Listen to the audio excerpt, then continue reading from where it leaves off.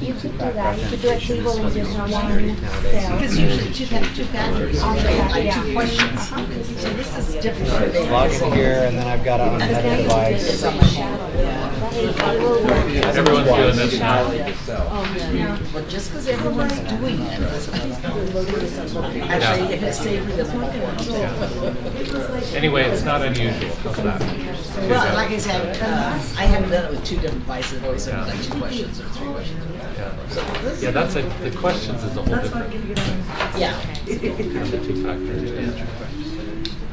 So, Anna, do you teach a class in like security? I teach how the students how to write the code, but not how users can use it. I don't know about that, but I do. Well, I think it's time to get started.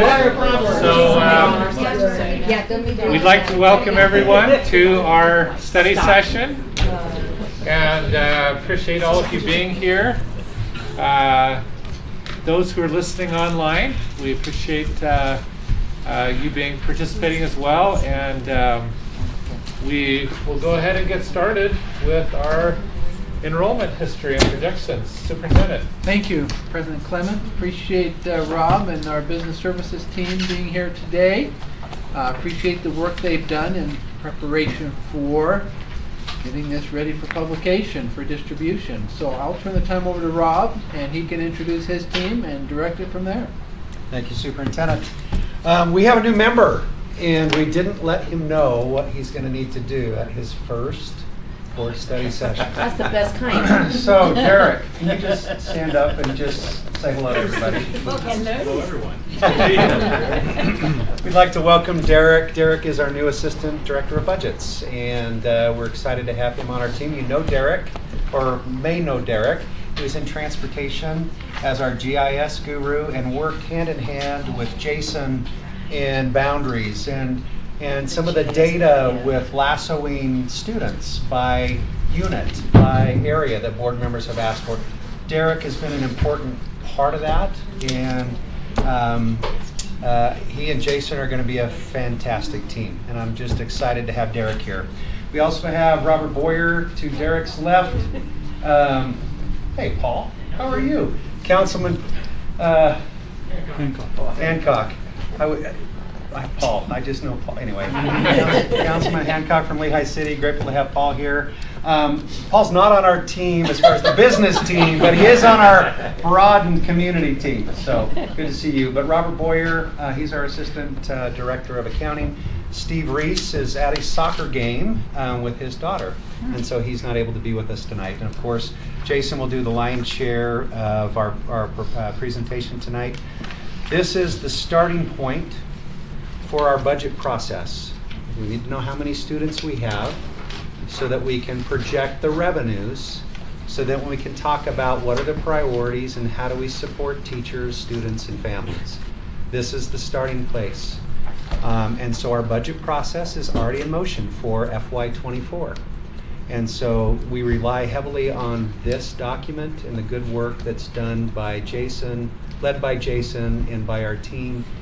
You'll notice several new things here in this document. Every year we do something, we try to find what can we do better. Is there a way to convey data in a more clear way or a better way? Thanks to a couple of board members who already have reached out with questions and comments. The online version is up to date with even the latest changes I sent to one board member this morning on a suggestion. And so you'll notice that as we walk through. But just a great job by Jason. I'm truly grateful for him and his support. And with that, Jason's going to lead us through this about 30-page presentation. And then for the public, I do have hard copies for those of you that did stop by and get them. We have those for you. For the public, I usually have a couple copies in my office, and it's available online at our business services webpage. Okay. Jason, okay, take it away. Rob. All right, so this is the cover page. You all see that there. I'm just counting up. This is the 9th time I've done this presentation. So back in 2014, 2022, the 9th time. So what we learned after a few times Do we need any more books? Yeah, I need one more. Yeah. Thank you. So as we go through the page number, this is just the title page, but the page number will be on top so you can flip to it to see better in your own book. So this is page number 3. What this shows is where we are at, kind of just a summary of things. So October 1st of 2022, we're at 84,667 students, up 668 from last year. You can see the breakdown for the different elementary, middle, and high schools. We had no new schools in Alpine School District open this school year. Our projection for next year is to 85,525, which is up 858 from the October 1st, 22 count. It's up 175 in the elementaries, up 46 middle school, junior highs, and up 637 in high schools. The changes we have for next year, and we're going through boundary processes and meetings for this, new elementary in Eagle Mountain, some changes with the middle school boundaries in Lehigh, and then we're also going to kind of take a look at what's happening in new charter school opening in Eagle Mountain. Yep. So how do we go from negative to positive that quickly? Is that just the nature of? So this down 63 would have been okay. And we had a big increase back in elementaries in October 1st of 21 because we had a big drop in October of 20, the big COVID year where we were down like 1,800 students. Then we were up 3,000 last year. Most of those came back in the the junior highs for last year. So we're down 63, and a lot has to do with the birth rate too on coming in kindergarten. But so 175 total. One additional factor may have been, Board Member Wilson, is we did have the Ascent Charter School open up in Saratoga Springs, and I haven't looked at we have their information here on one of the pages through, so we'll talk through that here in just a minute. And I do think that had some impact on the growth in the wildflower area in that north area of Saratoga Springs as well. Thanks, Rob. Okay, so what we've done in the past, we're kind of continuing here. We're going to start at the back of the book. So pages 131 through 134 is the construction growth report. The first two, page 131 and 132, show January through August. That's the latest week data we have for 22. So we want to compare that to what we had in 21. And then pages 133 and 134 are the full year for 20 and the full year for 21. But we have it all summarized better on page 135, and that's what's up here. So this is just for single-family homes. So from January to August of 2022, there's 2,161 total units for those months, and we can see last year at the same time there was 2,876. So we're down 25%. From last year, but if you see the very far right column on page 135 is January through August of 2021, but the third from the right is the total for 2021, January through December. So we ended up with single family homes of over 4,000 in 2021, which as you look back over the last 15 years or whatever shown here, you can see that's the highest number, just slightly higher than 2006 number of 3,800. So we are on pace this year, if it follows kind of the same pattern as last year, to be about 2,780 units, which is about a 30% drop from last year, but still quite a high number. It kind of looks like we may be going into, we don't know, but if you look back at 2005 and 2006, there was those two high green numbers, then a kind of a lower number, then some pretty low numbers for 4 years. So may be happening, may not. It may stay close to the 2,700.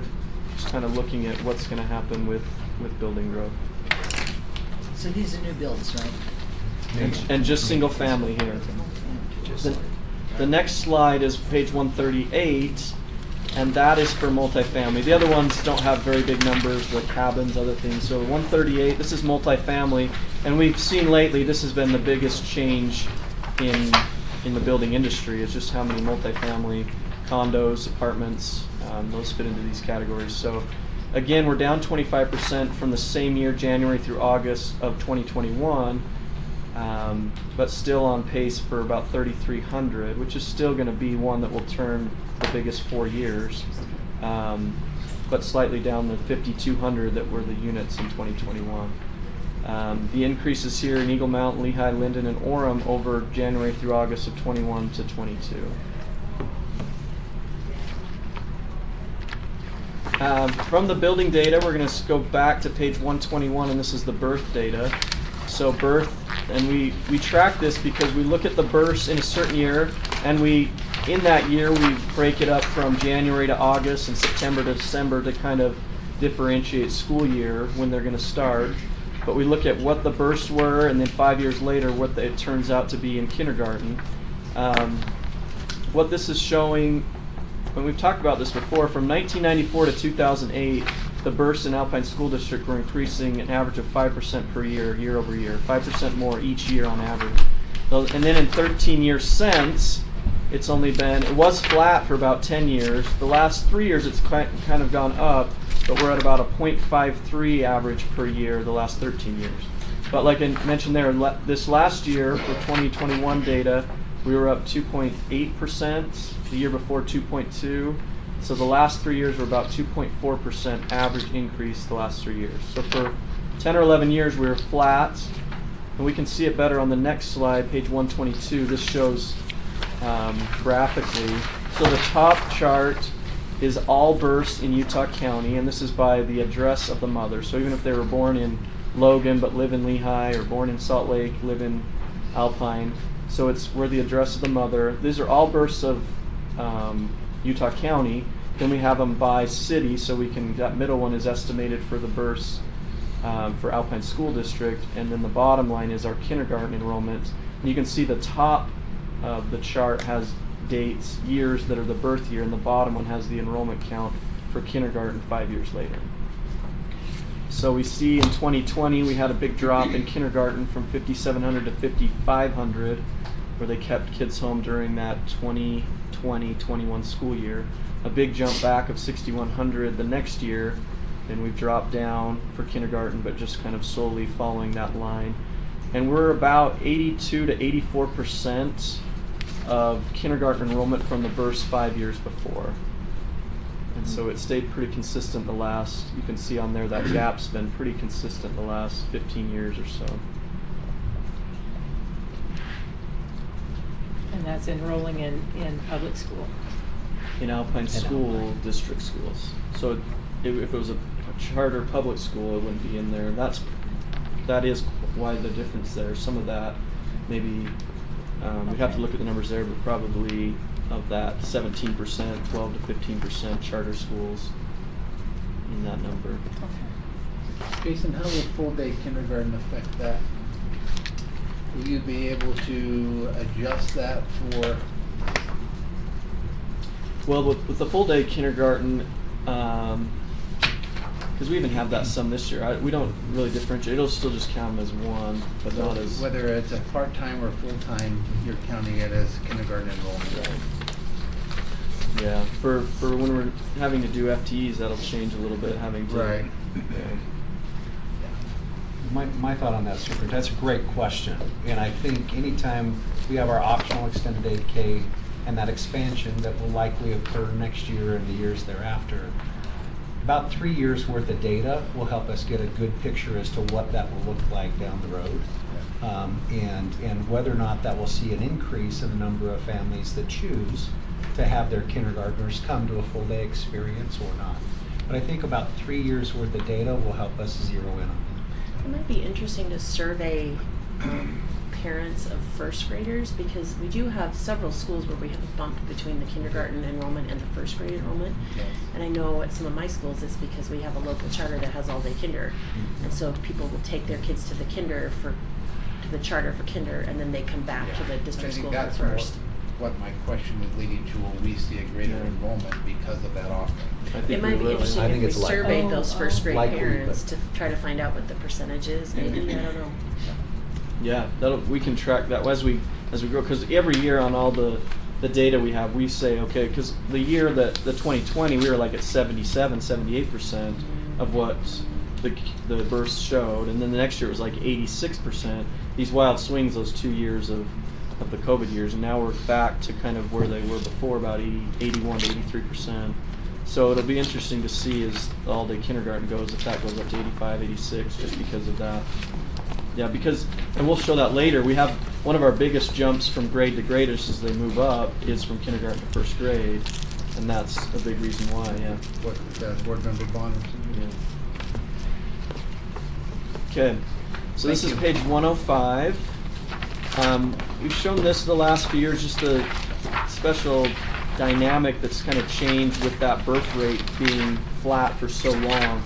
This is the 3 grade totals. That SC means self-contained, so without self-contained, these are regular ed students. You can see that our biggest 3 grade band is 8th grade to 10th grade. And we've talked about the years past this bubble in junior high that's now going into high school, and the high schools are growing. But it's interesting just to compare what's happened. So this is page 105. This one's not in the book, but this is the page 105 from 10 years ago. This is October 1st of 2012. So yeah, every grade that was coming, we didn't even have to have new move-ins, and we were growing in enrollment every year just because of we call it the K-12 differential. So the 12th graders that graduate or leave the system and kindergarten come in, may in some years was over 2,000 students. So if we just moved everybody up and got new kindergarten, we were growing every year. But then this is what it looks like now. And the red band there, that in 2012 the kindergarten second graders are now 10th to 12th graders. 3,000. Yeah, so the kindergartners are now 10th graders, the second graders are now seniors. And so, but that number, all these bands have grown, it's just shifted how, and we'll go through quick to kind of animate how this is. But that 17,000 is now over 20,000 as they've had new move-ins and ins and outs, but on average more in than out. But we'll quickly go. So this is the 12, and we'll just quickly go through. That's 14, 15. So just how it was sloped one way, now it's sloped the other. So now every year, if we don't have new move-ins, we're going to have lower enrollment every year because the grade coming behind, the seniors that graduate, the kindergarten coming in is much smaller. So we're going to have negative numbers in that way. And with the birth rate correlation to this, what are you projecting in the future given what we just saw in the birth rate? Yeah, it's gonna, I think, kind of stabilize where they're all kind of the same for a while, and as we're getting that growth, it might bump back up to be like it was in the past. But I don't think it will be as strong as it was, would be my prediction. Right. Gradual. Yes. More gradual growth as you have migration, but more consistent over time. So one of the things that I would point out, this not just creates operational budget potential opportunities, but also capital opportunities. As you look at this band of students exiting into high school and then out, that should stabilize as we have. So again, think about this not just from number of students, but think about the operational impact and the facility impact that we will need over time. I think the other thing that might be helpful for us to look at is to see a chart like this done on a per cluster basis, not on a per district basis. Okay. At some point, because I think as we're discussing which schools need to be rebuilt, if your differential is much wider in some areas than it is, then maybe that's a graph that shows why combining two schools might be necessary, or why a reboundary in one area might be necessary, or something like that. And I think as our demographics and growth patterns change a little bit, we will have multiple stories to tell rather than a single story to tell. Because I think this graph hides the fact that the majority of those, that there's a huge number of areas where there's probably areas where we are still doing this. Yeah. Wait till we get to the Cedar Valley High School graph. Oh, That I've was- that seen was it. fun. I think That you was would fun. have some that are going like this, some that are going like that. And Yeah. Yeah, and we don't have it graphically, but on the next few we have it in tables to be able to show Right. it. Remember on these, this isn't showing as we move the next one what the next one's going to be. It's if nobody left or nobody came in, what would it be? Right. Yeah. But we have that. So like if we jump to this one, this is for all schools. This is the same data, just showing. Okay, that cumulatively the kindergarten to second is 2,100 students less than the 10th through 12th right now in all grades. But we can see it, we have it on page, so that's 106, but 107 and 108 is Westlake and Cedar Valley. So we can see at Westlake, if everybody just moved up and there was no in or out, then when it's kindergarten to second is now 10th through 12th, we're going to be 428 students up. But the kindergarten to second is 14 less students than the first to third. So that means there's 14 more students in third grade in this cluster than there are kindergartners, because the first and second are the same numbers. So yeah, Westlake has that cumulative growth, and we know both Westlake and Cedar Valley have this huge growth and migration that's not captured in this, because this is just the current students. But so it'd be 428 cumulative growth, Westlake, but at Cedar Valley it'd be 678 on the growth. And then if we go to page 109, Lehigh is some growth too, as you move down the grade levels, but not as much as those other two. And then we look at Skyridge and we have a negative. So the kindergarten to second graders at Skyridge are 1,976 students, but the 10th through 12th currently is 2,347. And we have this for every school. We're going to show one more, Lone Peak. But if we look at Lone Peak, they currently have 2,440 students that are at the high school, not including self-contained. But if nobody moved in and out, everybody just moved up, when the kindergarten to second graders were there, there'd only be 1,200. Now we know that's not going to happen, because in the Lone Peak area, those homes that they move in when they're in 5th and 6th and 8th or 9th grade, and then they move, and it cycles through that way. So they're never going to have a big K through 4. It's going to get bigger each year as they move in and out, just by what homes are available. That's an interesting question. So, does the converse also apply? Like, are there some communities that people move out when their kids get to be into secondary schools? Well, we can see it. That's a great question. We see it individual schools. So, like, let's say Westmore Elementary, they would have a big, or Mount Mahogany have a big K through 3 or K through second, with condos or townhomes or small homes in Westmore, and then as they grow, move out and new families are placed. So there are areas that are like that, the opposite. So these percentages for the elementary schools, that's what percentage of that school goes to that high school? So you're on page 114. Yeah. Is that what those percentages are? That's what the percentage that goes to the This junior high. percentage goes to this, so these two yellow schools go to this one. So you've got Orem yellow, then Orem blue. Got it. Yeah, so in that one on Mountain View, Orem, that shows 59%, 41. We're on page 114. So that's 100% total, but 59% go to Lake Ridge and 41 go to Orem, then they all go to Mountain View. At Orem Elementary. And if there's no color on that chart, that means they all feed to. I don't know why anyone would ask that. I never have. Was that mistake? Okay, page There's one. one. Page 117 is a new slide, new page in the book, and new slide. So we use this. I think I first put these together for Kimberly years ago, just showing some things here. But I want to look at 5 years back and 5 years forward by high school cluster. And this isn't. This is the same clusters we were just looking at. So it's the percentage. If Freedom has students going all over the place, it's the ones they feed into. So the AF cluster, you can see each one there. We've grown in the last 5 years 5,670 students, but some are up 3,000, over 3,000, and some are down over 1,000. But then we also show the 2022 number again and going to 27, so 5 years forward. We're not going to grow as fast. We grew by 56 the last 5 years. We're going to grow projected to grow by 3,000, 2,998 the next 5 years. But if we look at the full 10 year from 17 to 27, up 8,600, but we can see some areas are going to be down from 2017 over 2,000 students, some up close to 5,500 students.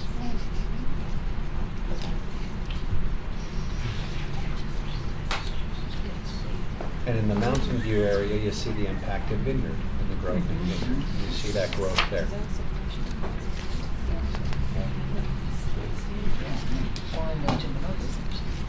But Orem and Timpanogos are a lot less than Lone Peak, PG, AF's about the same, I guess. And I think AF's offset by the building that's going on. Sounds like Greenwood where area. Pleasant Grove and Lone Peak are not having that as. Okay, this is page 90. This is a new slide this year, and I just wanted to show kind of what's happening in the state. So these are all the districts plus charter schools is listed second.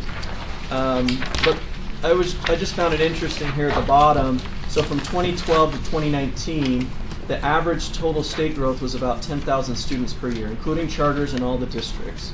So it was going up about 10,000 per year. In 2020, it went down about 1,000, 794. 2021, it went back up 8,600. Sorry, can you point out for your- Okay, so it's just here. So like this went up about 10,000, then Oh, about you're just doing 10,000, and then quick about math. Okay, good. 10,000. Okay, It's good. not showing the averages there, but Gotcha. but then in 2020 it went down about 794, and then 21 went up about 8,600. But this year just went up 414 statewide, so pretty flat. Essentially, not much growth. Question. Well, you might not be able to answer this. I just think it's interesting. I would be interested to know the charter school growth is 37%, but I'd be interested to know which districts that is, like how heavy is that? Is the percentage of kids that go to charter schools similarly distributed in districts across the state, or is it heavier in some areas? How are we comparing to other areas, I guess? And I don't know if you have the answer to Well, that right on the top of your head. And the 37% is the percent of the state growth from 12 to 22, so for 10 years. And it's showing Alpine grew by 18, and it's from where they started to where they were. But my best guess would be it would be along the Wasatch Front, where the heavier population areas are the charter schools. You're not going to have a lot of charter schools in the small rural Right. areas. But.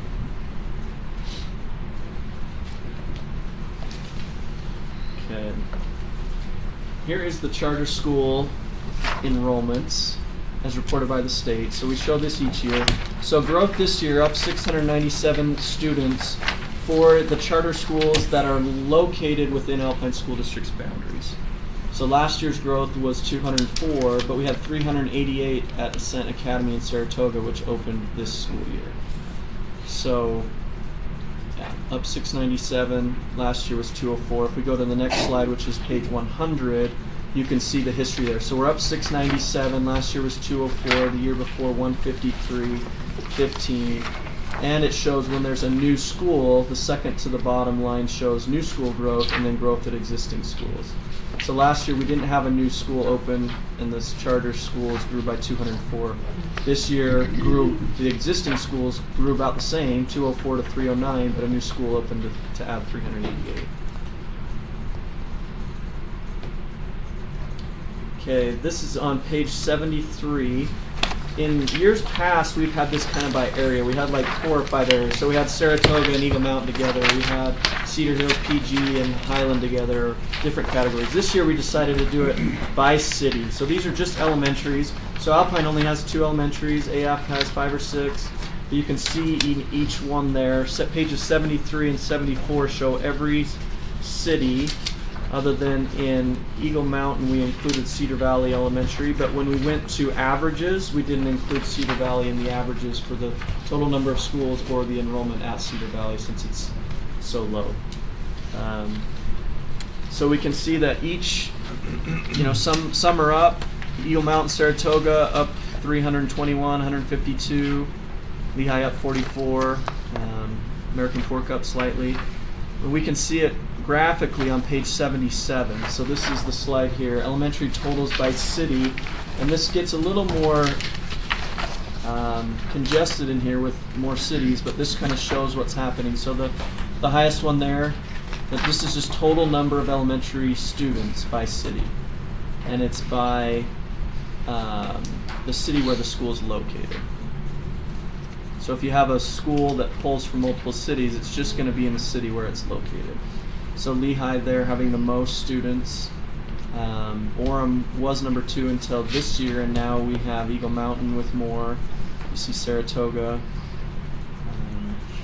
And you see some that are declining. Pleasant Grove. It's like playing Mario Kart. Yeah. A little race here. So hopefully the colors are clear enough, or the symbols This where is you can great. see the This is legend. really good. This is great. So we see vineyard with the climb, but some of those kind of flat or stable. Page 79 is the average school size by elementary, junior high, and high school. So we see a big, with that bubble moving from junior high to high school, we see that the junior high middle school is down slightly on the average school size, about 1,400.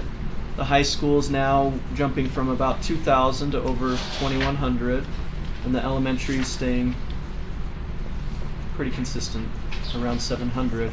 That's the average with all elementary schools, not including Cedar Valley. If we go to the next one, though, we can see the average size of elementary school by city. So we can see that Eagle Mountain, that has 5 or 6 schools, all over, the average is over 1,000. Saratoga, 855. Vineyard, 801. Lehigh's about 790. And now the smallest is PG, going smaller the last 2 years than Orem. Cedar Hills dropping. Linden's dropped quite a bit this year too.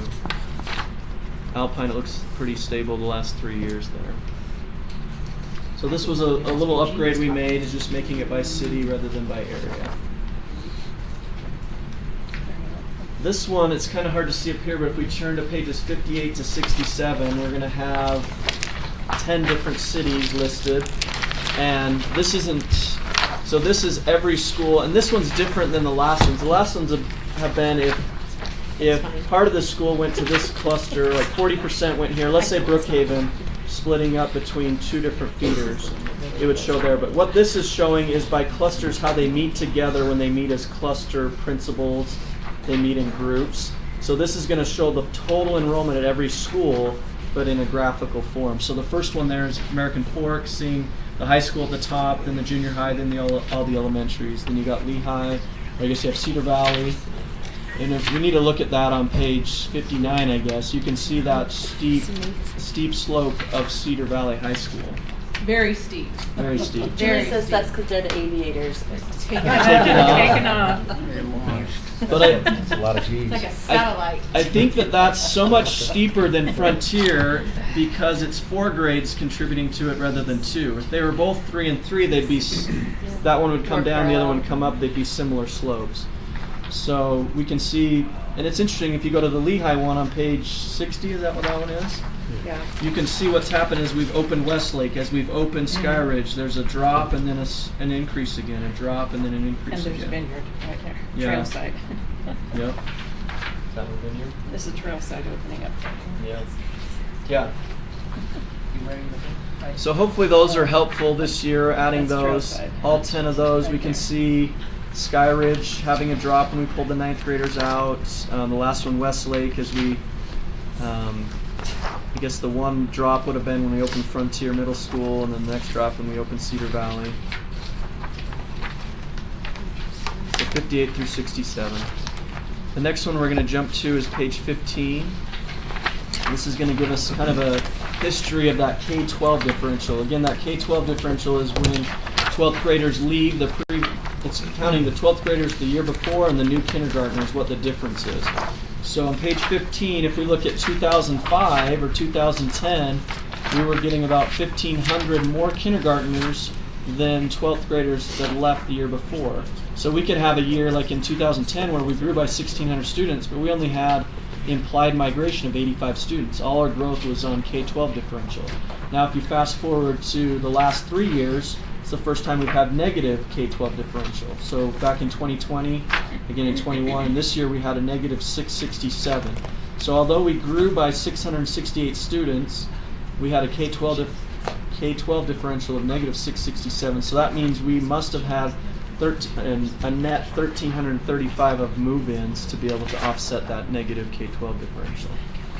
And the K-12 differential going forward is staying similar, 672, 790, growing to 1130, but then coming back down 980, 808 in our projection. So we're projecting to grow next year by about 850, then 620, then 300, then 500, then 700. but those numbers on the implied migration are staying pretty constant around 14 to 1,500 of new move-in type growth. Any questions there?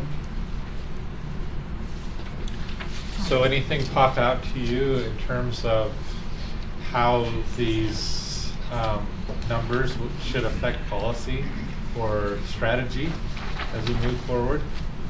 I mean, you've looked at them a lot longer than we have. Yeah. Anything like, oh, we should hang on and let the bubble go through instead of building new schools, for example, or any other conclusions like that that you might I think when we're recommending or providing data on that, it would be important to see, like kind of what we're saying by area, which we have, to be able to see, okay, what's the K-12 differential by city or by cluster, to be able to see those decisions, because we've seen there, this is negative in one way, but it could be positive the other. Right. Some cities. Yeah. I guess the challenge is when we see these differentials so different by cities, right? How do you, for example, put a bond that really needs to be all spent in one area? You know what I mean? To meet the needs. I mean, I'm just thinking out loud here, but I mean, it does seem like if you look at district-wide, maybe you'd say hang on, but in certain areas that's not going to work. Right. Anyway, I'm just thinking out Great- loud great here, but thoughts. if you have any insights, feel free to express them. I'm sure we will. Lots of Yes. data provided for you. That was smart. That's one of the reasons why we put together data by city Yeah.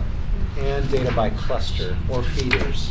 So you could look at it just a little bit differently, and some of those Yeah. differences throughout the district, if only you looked at the growth number, you would not see the fact that one area is growing.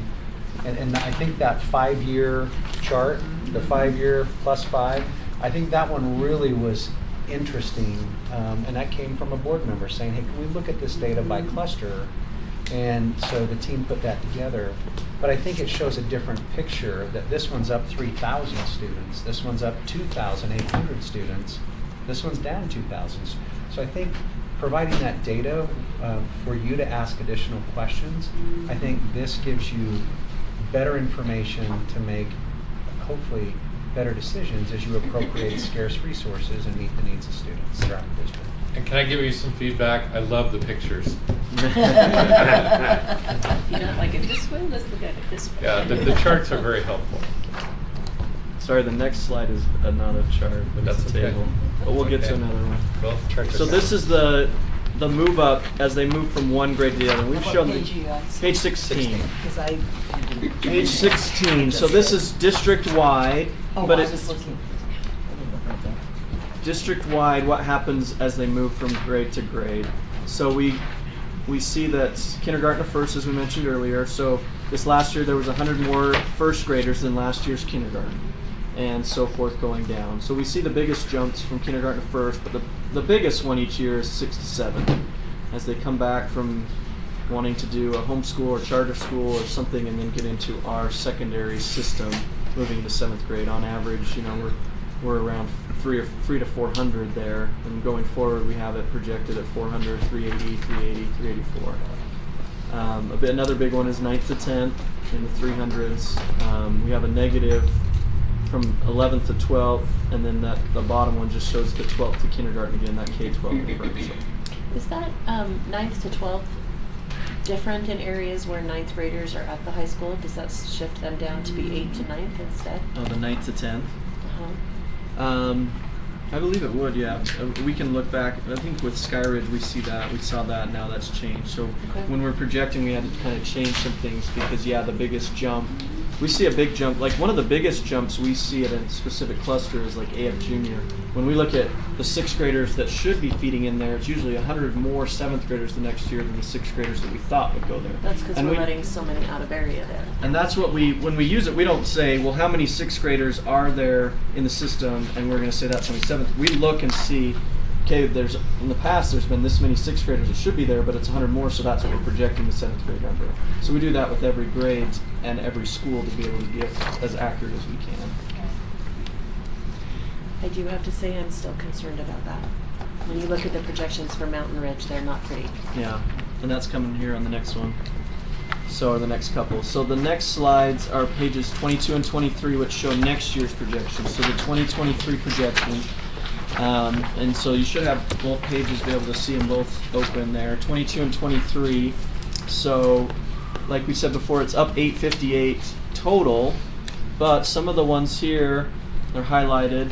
Black Ridge is going to be over 1,200. Hidden Hollow is going to be over 1,100, and Mountain Trail is 1,356. The great thing, the three that are highlighted there in elementary that are over 1,100 are the three that we are helping with the new school that will open next fall. So it's nice that that's where we're building the school, and those should come down in the 900s, around 900 to 1,000 on those schools.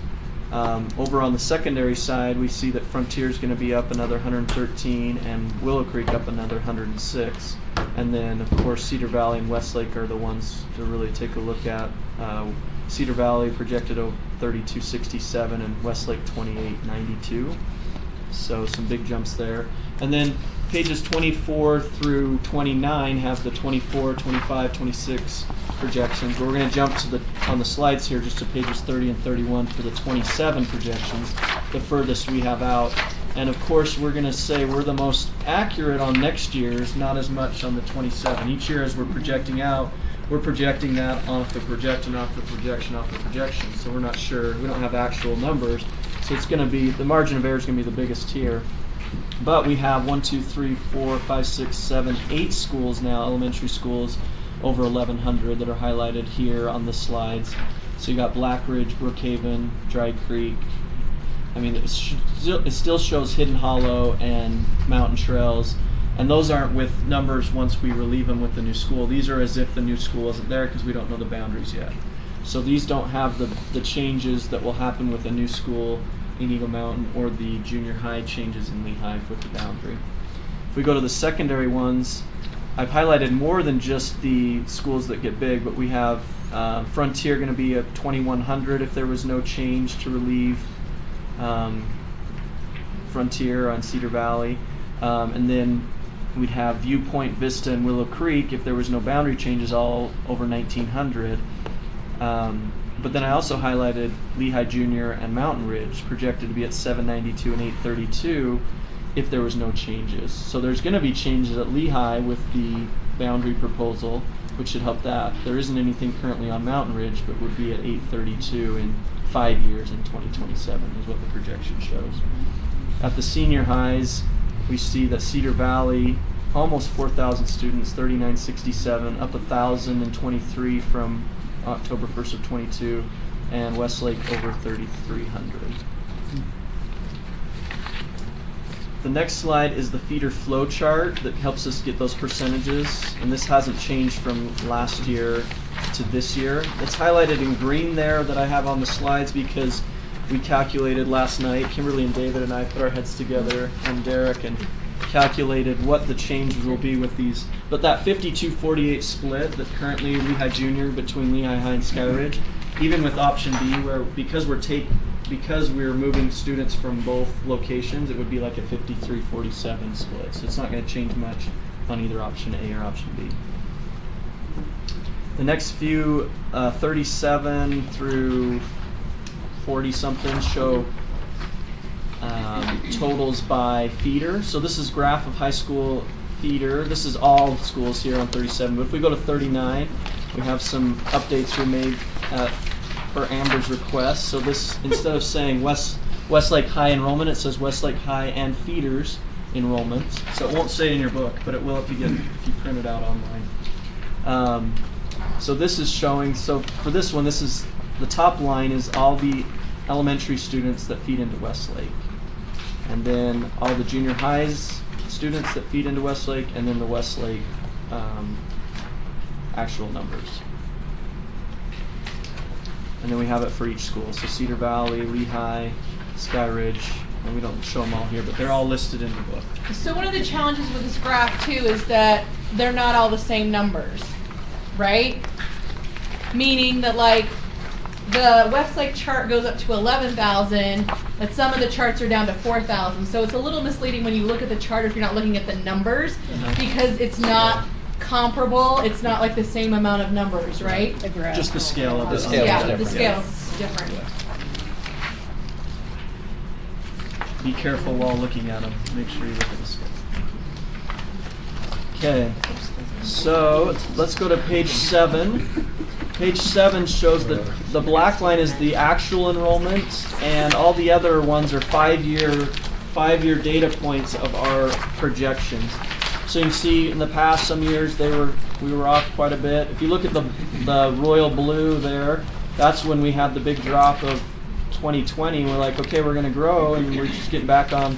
But we didn't know we'd grow by 3,000 students to kind of get back. If you take out that 80,953 and just show the other one, it kind of just is right in line.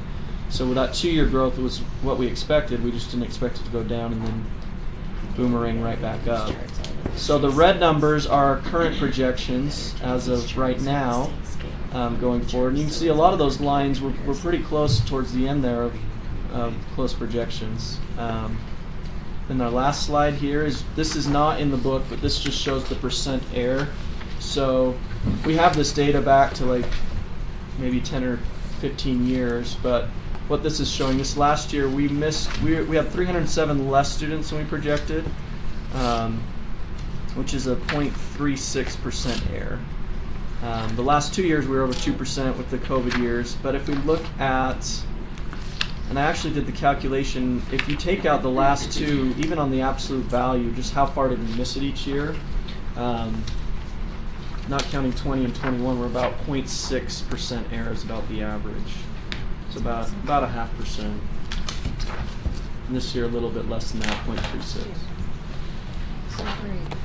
When you look at that over time, and again, I'm going to this is when Jason has taken over the projections, and he's done phenomenal work. That kind of deviation, average deviation over a period of time, is phenomenal. And that's why this is the starting place for our budget. And getting this right helps us get other things right. And so the work Jason does here, not just what the model cranks out, but it's the adjustments that are made because of experience, knowing some of the boundary issues or the developments that are coming or the charter school that's opening. That occurs, and you never see that. I see that. And he does a phenomenal job here, and that speaks to that. Now, are we off in certain areas? Yes, we are. Do we miss a Brookhaven? Yes, we do. So a lot can be lost in the average, but the average is a good indicator over time how we're doing as a whole. And that's what I would like to take this as a whole, and just kudos to Jace and the team that supports us. This is a good document, not perfect, but a good document to base revenue estimates and expenditures for this board and this community. So just wanted to end with that. This has, I think, been an important addition to us to hold ourselves accountable. Are we doing what we need? And is this data good to make informed decisions? And I would say the data says yes, it is. So. I would, Rob, add to that. You can clarify or not, so as to not embarrass me if I go too far away. But, some districts use an external demographer.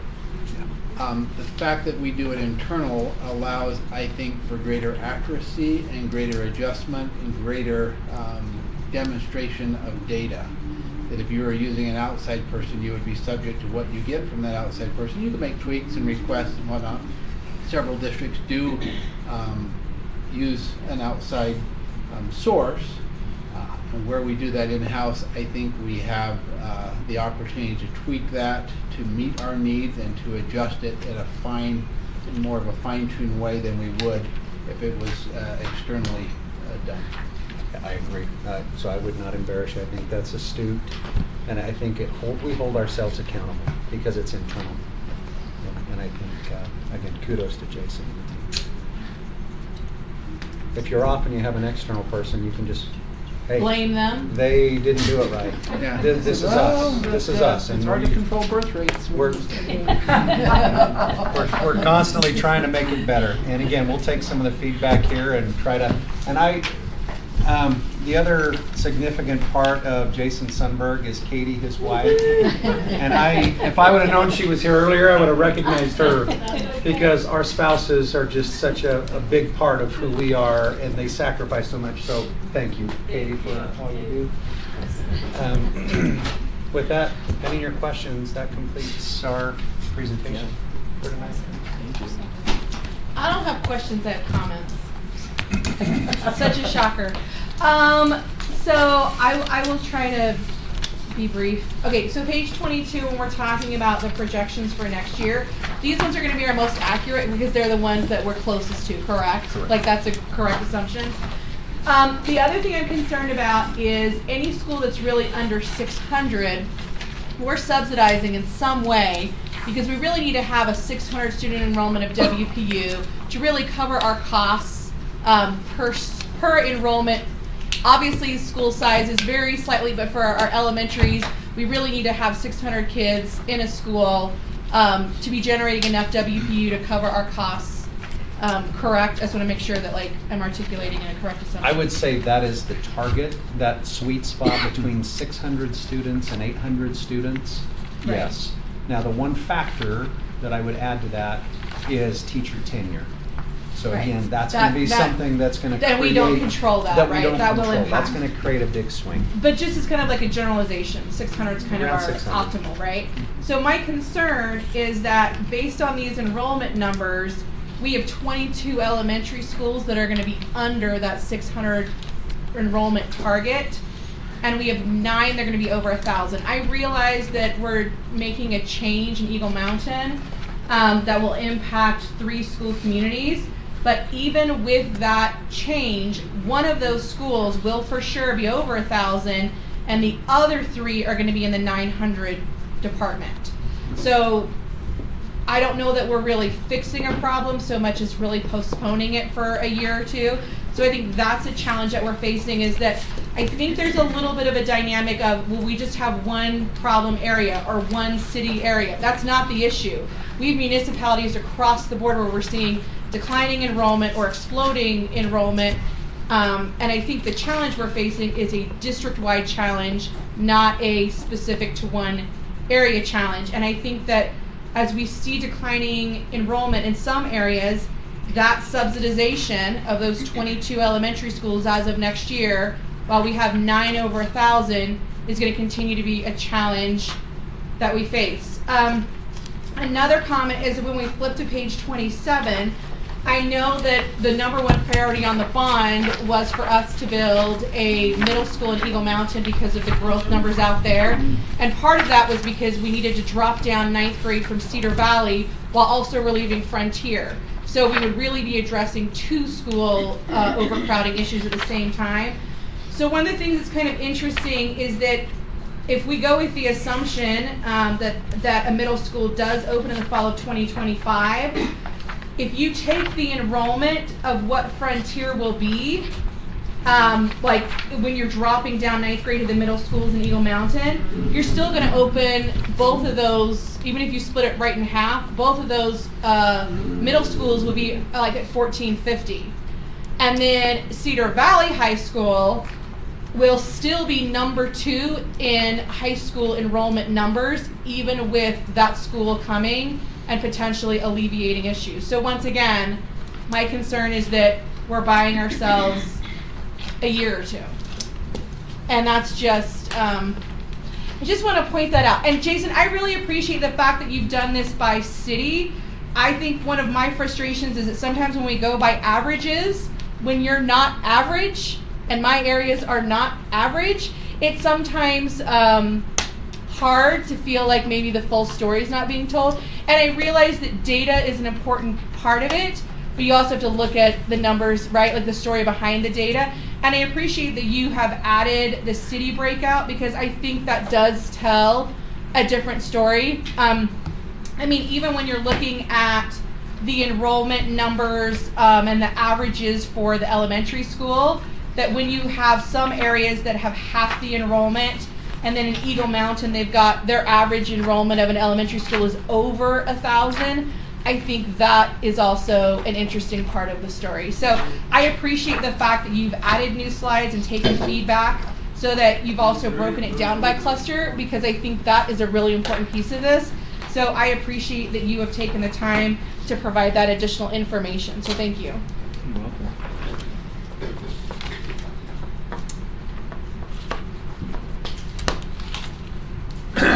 So do you have this whole thing up there?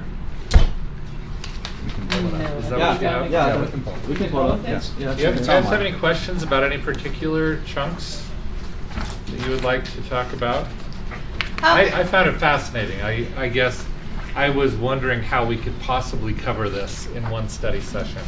So I wanted to talk about page 19, if you don't mind. I know this is the district averages, but I just found this very interesting, looking at the trends, right? Where we had that growing K-12, you know, back in 2010 to 2015, and then now it's negative. And it looks like we're projecting implied migration to be fairly constant, right, for the next little while. I'm looking for a light at the end of the tunnel, you know what I mean? If these trends continue, right, particularly in terms of demographics, I don't see the K-12 going up, because I think families are not likely to have more children now than they were the previous year. You know what I mean? It seems like, if anything, child births are going down. Yeah, that was what's interesting about the number of births, because that flatness for 10 or 12 years wasn't Yeah. births per person per capita, it was births. So Yeah. the births per person was going like this, because our district, Right. the total population grew by quite a bit in that time. So now I think when it's slightly going up 2% or more each year, the number of births, it's just going to kind of catch up. But it's still probably, if we're looking at births per capita, it's probably flat or a little down still. So I don't think, yes, because you're seeing a family size instead of having 15 Right. years ago having 7, 8 kids, you know, big families now if you have 4 or 5. Well, I think this is also a challenge, because before we would build a school, you know, when a community developed with kind of all the same age parents, you would expect them to have maybe 5 kids, which meant that you had at least 10 years of kids going into that elementary school you built. Now it seems like a changing demographic to where we need to think differently about building new schools, and I'm not sure. One thing I forgot to point out that I wanted to was on this page 135, added something new at the bottom. So page 135 is the percent single-family units. So we look in 2003, 74, 75%, 72%, 79% of all new units were single-family. Now we're at 43% the last year. So because of the growth in the multifamily, which brings less students, brings more population, not as much, because there may be only 1 or 2 in each unit instead of 6 or 7 or 8. But the percent of single family units being built as a percent of all units being built has gone from 74% to around 45%. I think the other thing, and I mean, this is something to chew on over the next little while, but the other problem really we've got here is, especially on the east side, really, when you look at these, at the charts we're seeing here, pretty much every area on the east side of the district is projected to decline. So we may have to have some hard conversations. Like, a lot of the boundaries for some of those schools haven't changed in forever. I mean, I grew up in Linden, went to Pleasant Grove High. That area still goes to Pleasant Grove High. Maybe that needs to change. You know, maybe we need to look at boundaries and say, are all of these schools needed to be successful? Which ones need to be rebuilt? Which ones need to be looked at? Because, I mean, like, our average size in Pleasant Grove is 500 kids. well, that's and Orem's dealing with the same problem. And if we think that you need 600 or more to be a really successful, vibrant, growing school, then that might be something that needs to be looked at, especially as we're talking about what schools are we going to rebuild, which, in what order that might have, and we don't have the money to rebuild anything right now since the bond didn't pass. So we may have to have that discussion. And this is a difficult discussion, but It's a hard discussion. I can remember Jason coming in many years ago with a reboundary for the whole district type thing, and it was a ton of work. I think board members kind of looked at it and go, do I really want that many angry patrons coming at me at once? Because it's not easy for patrons to be rebounded. It's hard. And so, yeah, there's a lot of things to balance here, but I think, when I started school, I lived in Orem right by Geneva Elementary, and we never went to Geneva because it was so crowded at the time. And that was before Parkside/Suncrest was built. We were bused I went to Westmore, and then I went clear to Aspen.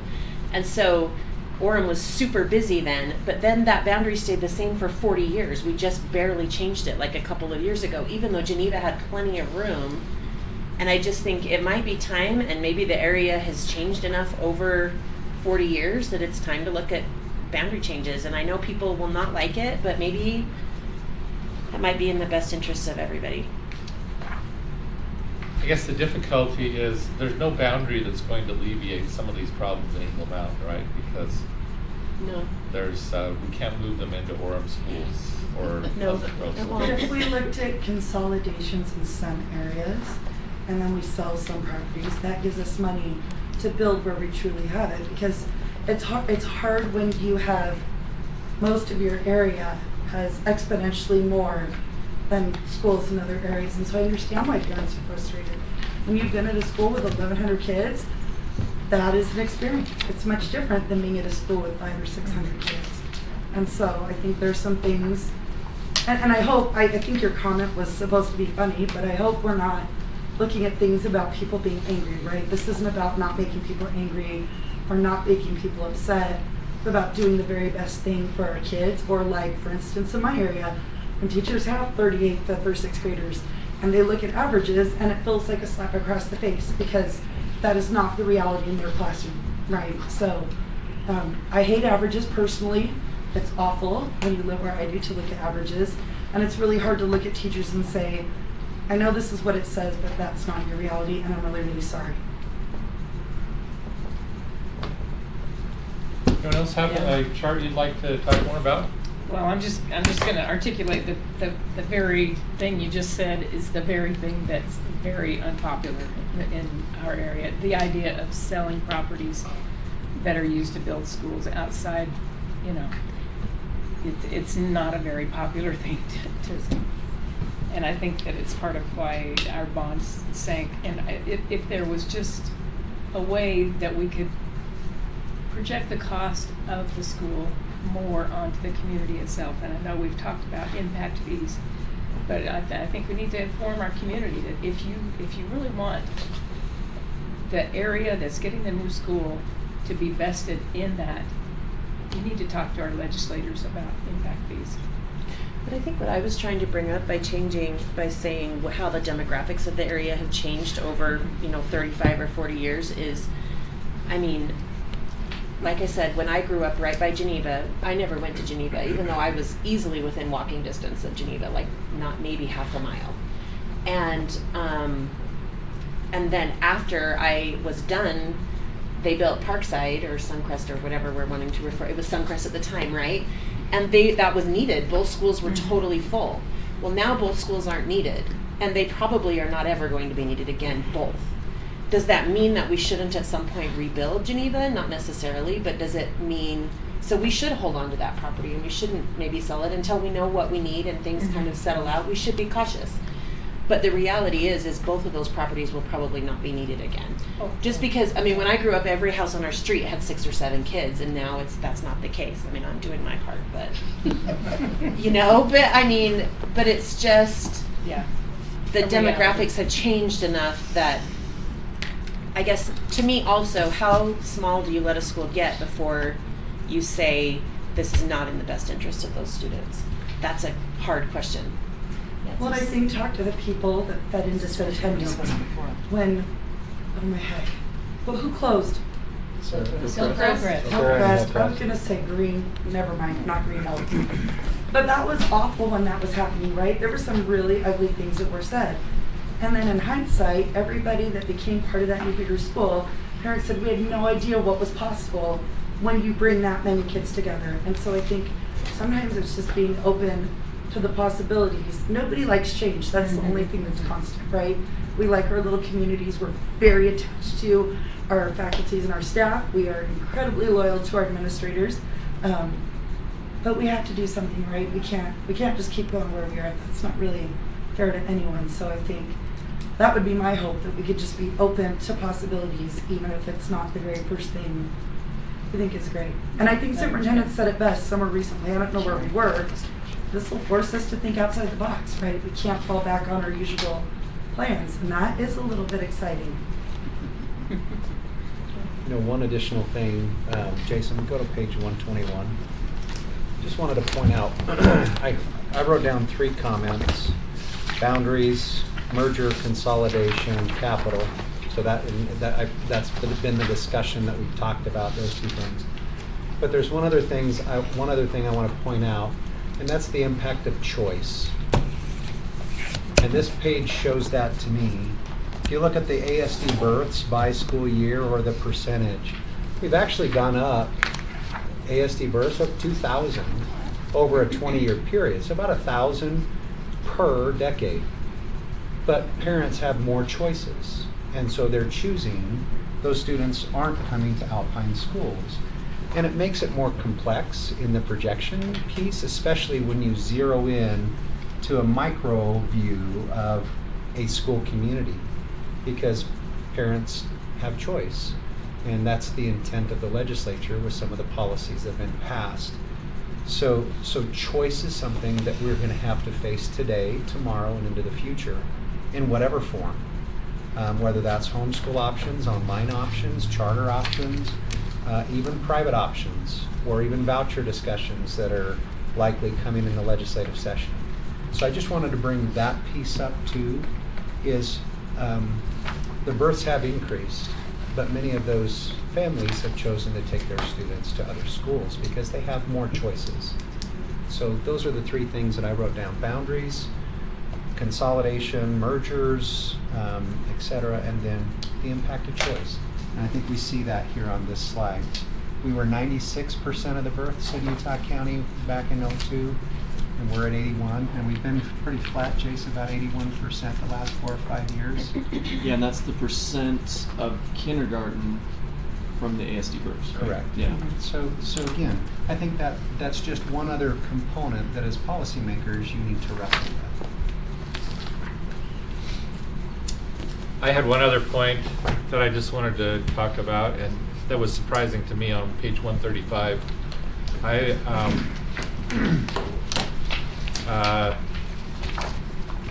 So here we got single family units. So I actually wanted to move to the multi-family condo units. And I was kind of surprised that we have so many in AF. That number jumped out to you? Like 2,000. It's the transit, Because that's they're the in front the runner right? development. Yeah. And Over by the yeah, that's like a huge growth that I may not have as, but that's where Greenwood's coming from, right? Maybe some of that, for people can, talk about the crowding there. But yeah. Luckily, Greenwood has a couple of schools very close that are very low. Right, so their rebounding has So helped a that's lot. not necessarily. Barrett and Forbes. Yeah. But I mean, it's. Not that people will like that either, because they don't, but. Yeah. A lot on Lehigh on that page too.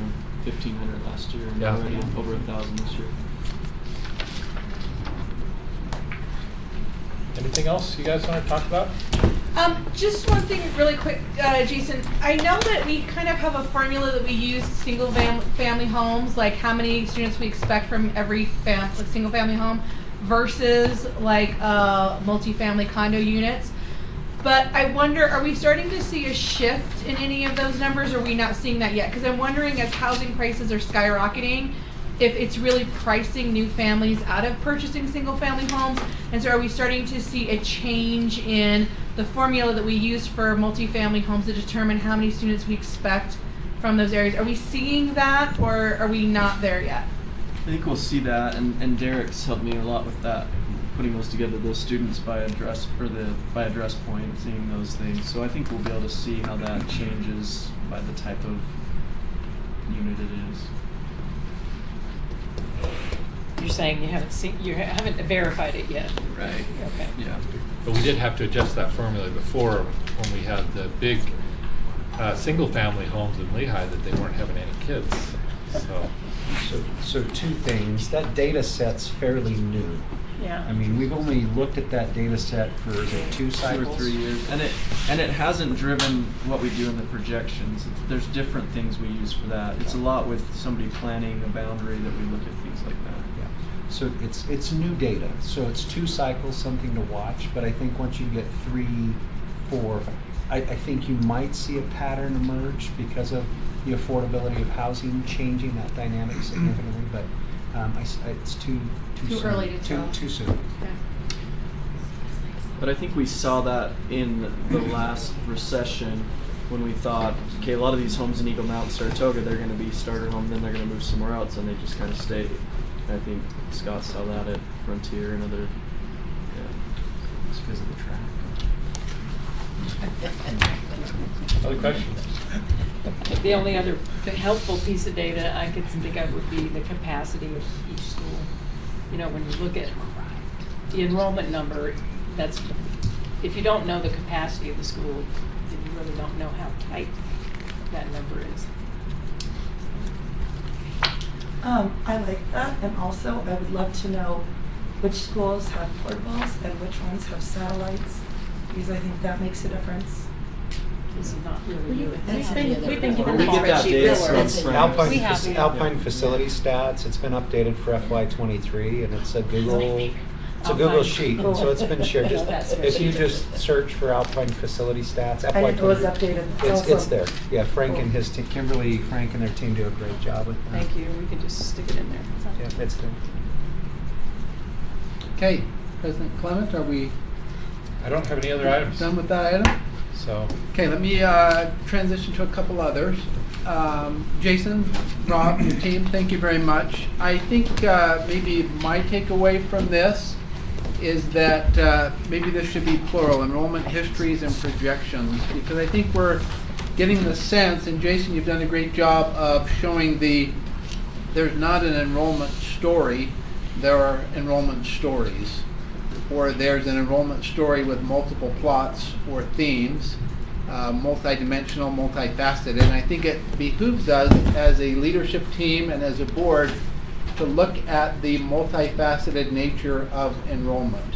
That it's not just, oh, we're going to grow by this many, because it's more complex than that, and it deserves a more of a complex look or address of that. David has been working on 2 boundary studies. One that and we've mentioned those here, the junior high adjustment boundary in Lehigh, and then the elementary with the new elementary next year, the elementary adjustment in Eagle Mountain. We will have comments for the public tonight in our meeting. We had a meeting, 2 meetings we've held last week and last night. And so this will be the first of the public comment opportunity. There's also some online comments that they provided. You emailed those. So by law, we need to have 2 opportunities for patrons to address the board and hold the public hearing. So on the 13th of December, the next board meeting, we'll hold that public hearing. We have multiple ways for people to give comments, and I've shared that with all of the board members. It's there's 2 tabs at the bottom of that, the elementary in Eagle Mountain, and then the Lehigh area middle schools. So obviously we're anticipating people to come tonight to give comment, and then next board meeting on December 13th. We are waiting in January as well for some updates from the charter school. Sure. So, as we consider the elementary boundary options, one thing that the board might want to consider is holding off on a decision on that one until January. I've been in contact with the director for John Hancock Schools, and they are holding their lottery in December, and then they will share the information of enrollment, where those students are coming from specifically, so that if we wanted to relook at boundary adjustments for that area based on that data. I know in conversations with Board Member King, we anticipate a majority of that draw coming from that localized area and not necessarily from other municipalities. So the second thing I want to talk about is just make the board aware of the staff is not recommending any closed schools for the 23-24 school year. We've worked with the principals of Vista Heights, Lone Peak, and American Fork Junior were our closed schools for this year. Vista Heights will likely have a boundary adjustment that's being contemplated right now. The Lone Peak enrollment is holding still or declining a little bit, and AF Junior is the same. And working with those principals, we felt it best to honor the intent of the state statute, which asks for our schools to be open, and then we will work with the principals on capacity when those out-of-area forms need to be in, so that they can FTs can be adjusted, schedules can be adjusted. So the board needs to act if there are schools that we would want to close. There is no action that needs to be taken if schools are to remain open. I have a question. Please. So when we talked about the Lehigh Middles, and we said, like February 1st, you have to have it in, I was under the understanding if it hit a certain number, then we would look to close something. But you're suggesting we're just leaving it open for the duration? So, well, basically what the law says is you have this date, the first Friday in February, to accept out-of-area requests. And then, as superintendent is mentioning, we would look at, the capacity of the school after that, and then the principal, from that point on, would determine whether or not they would accept more out-of-areas. So you can deny a request, but still stay open. That's a good point. I have a suggestion. Are our rules for out of area requests and when those are accepted and things like that, are they in policy? Yes. I believe so. I know it's in state statute. And I like where you're going with this, Amber, so that we can, I actually have the out-of-area law, which was changed on May 4th of 2022.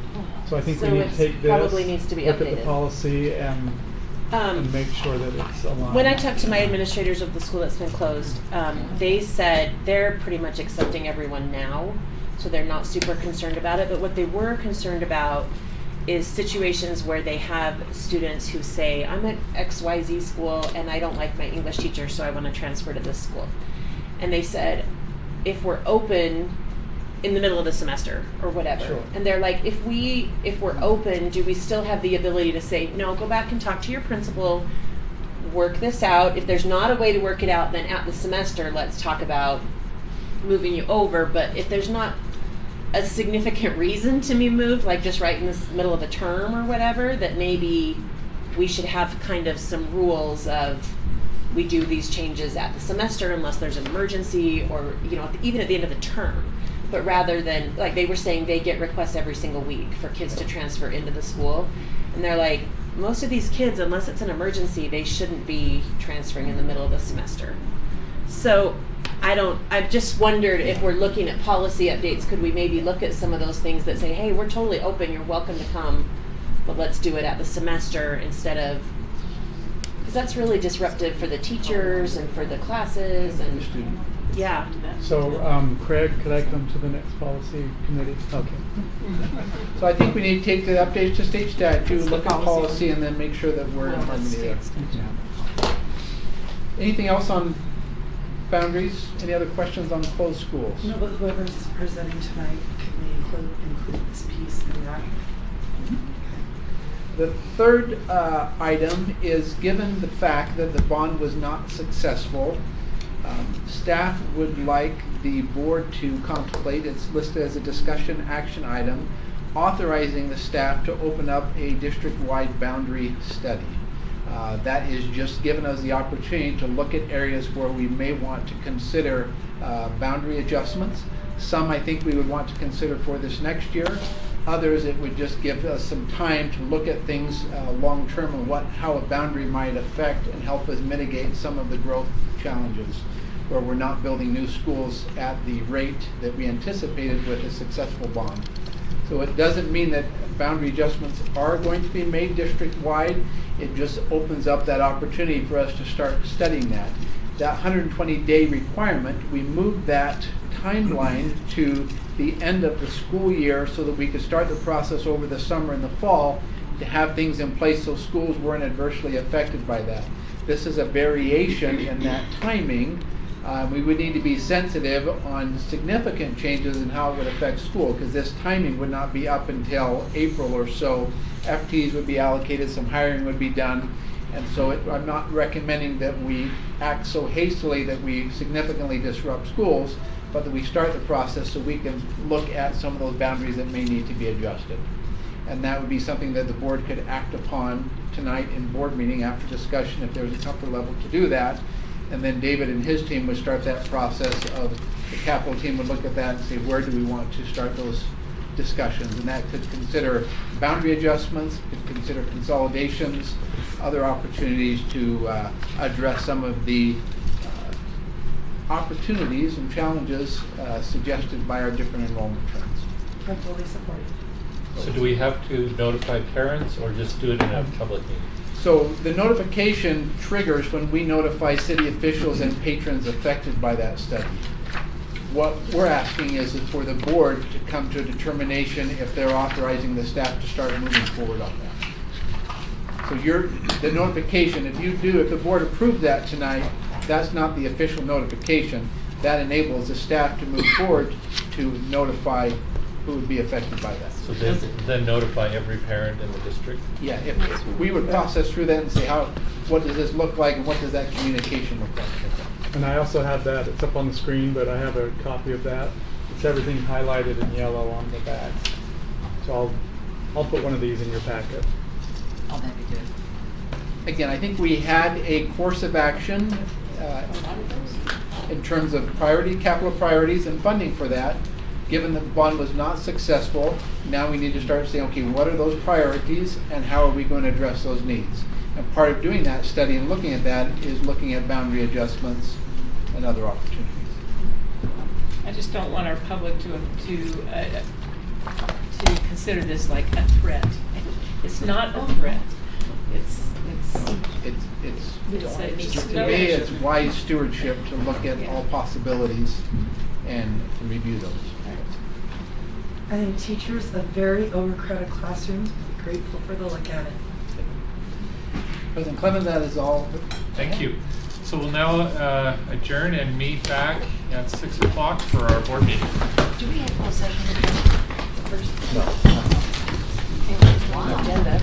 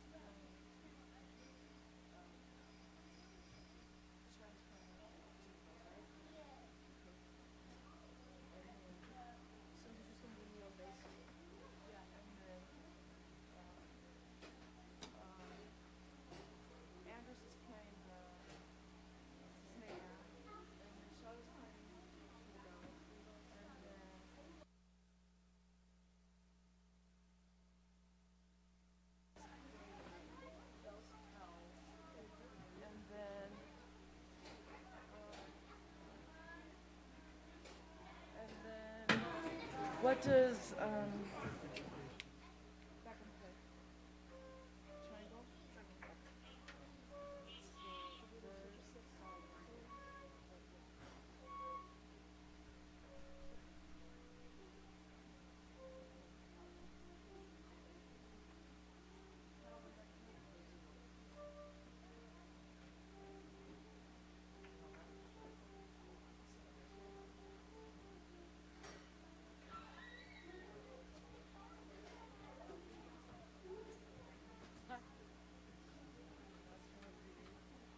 this is going to be for Beckham,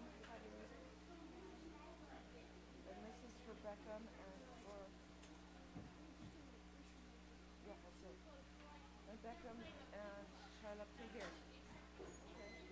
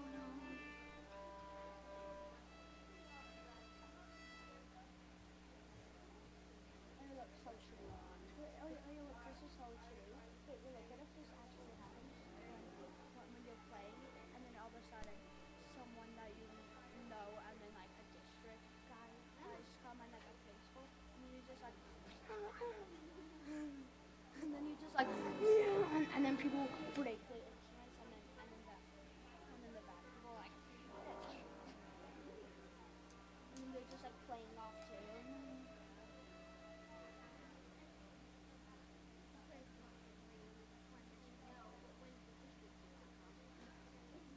And you're just like, just playing it. But then and then when the district people come and like, and one of your principals, you're just like, oh no. Just like, oh, and then there's numbers just like, and then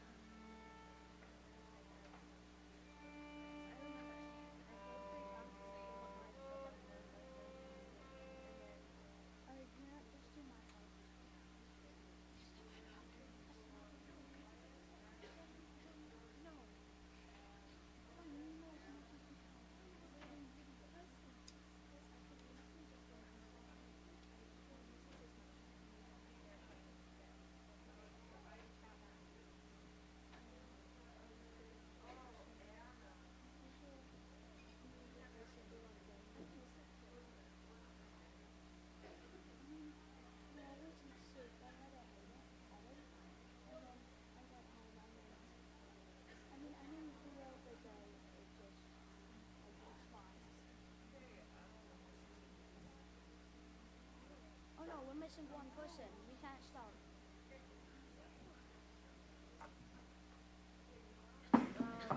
We have to have everybody.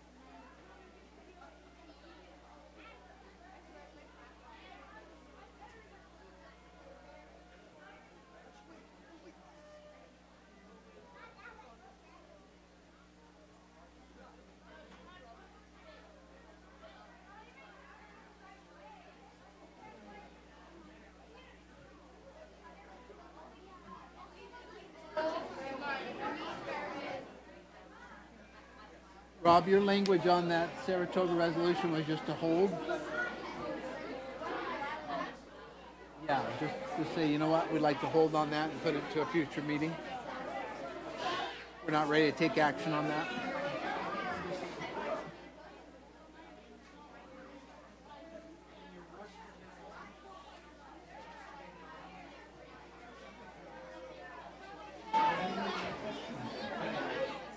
I know it's not ready. I'm just trying to think appropriate language and not bring undue attention to it.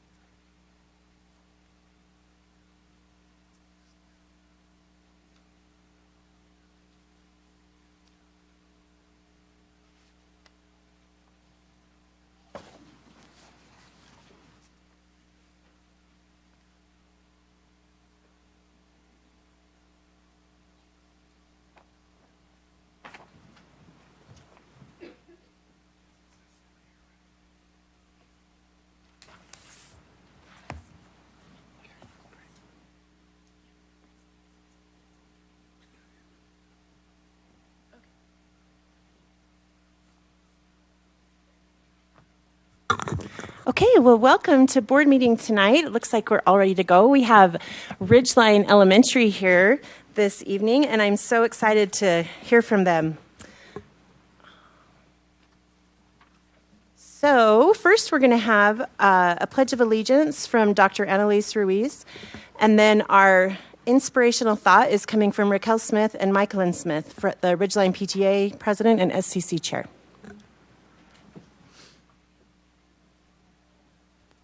Please stand and repeat after me. I pledge allegiance to the flag of the United States of America, and to the republic for which it stands, one nation, under God, indivisible, with liberty and justice for all.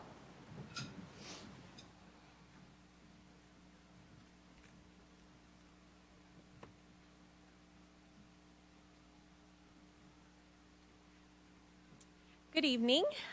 We have an ode to Shel Silverstein and his poem Sick, which starts, "I cannot go to school today," said little Peggy Ann McKay. I want to go to school today, said the SEC and PTA. There is so much good we can do. Our poem highlights just a few. Reflections is a place to start. Students create original art, awards in film, lit, and photography, music plus art in 2 and 3D. Each school has an improvement plan. SEC is there to lend a hand. We advise and give support. Our efforts never or rarely come up short. We go in classes to volunteer, always with a smile, never a sneer. Here to support education for all the rising generation. Schools get money from the state, and SEC helps decide its fate. Funds make our school amazing for the students we are raising. The year is full of great events, and school spirit it cements. Kindness, ribbons, and reading are weeks that we are leading. There are needs that do arise and solutions we help devise. Schools are full of love to share. Service and time show that we care. We advocate and connect, but like this poem, we are not perfect. The time is now to engage. Schools need us all at every age.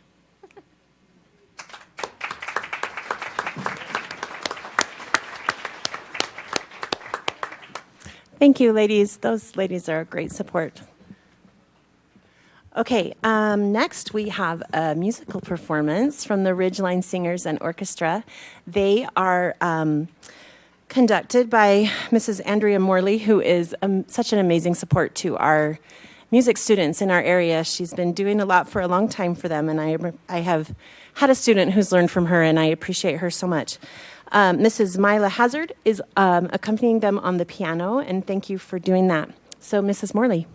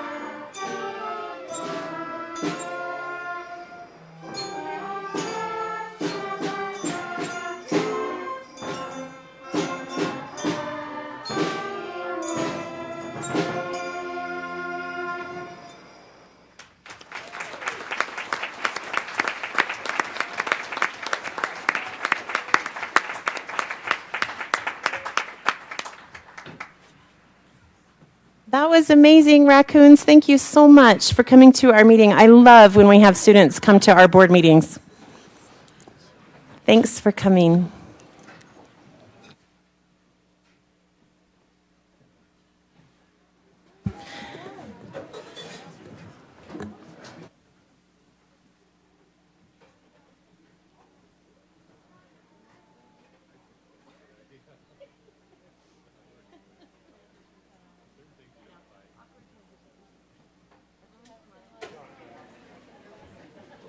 Have the public comments now.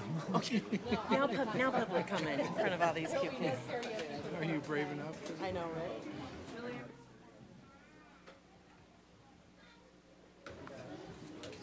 Thank you for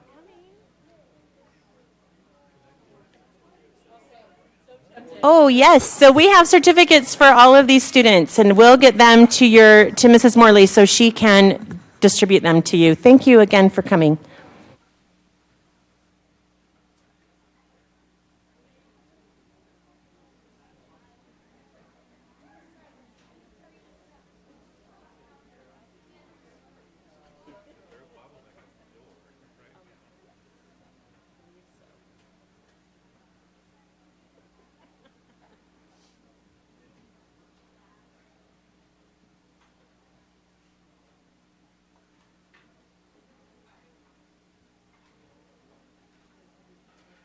What? Good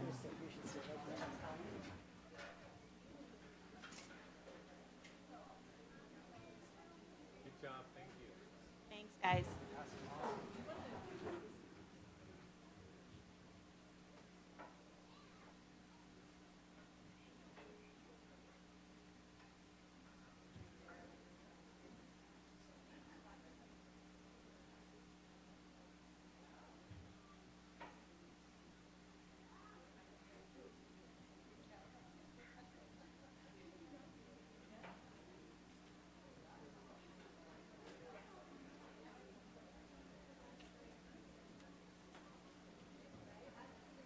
Ada.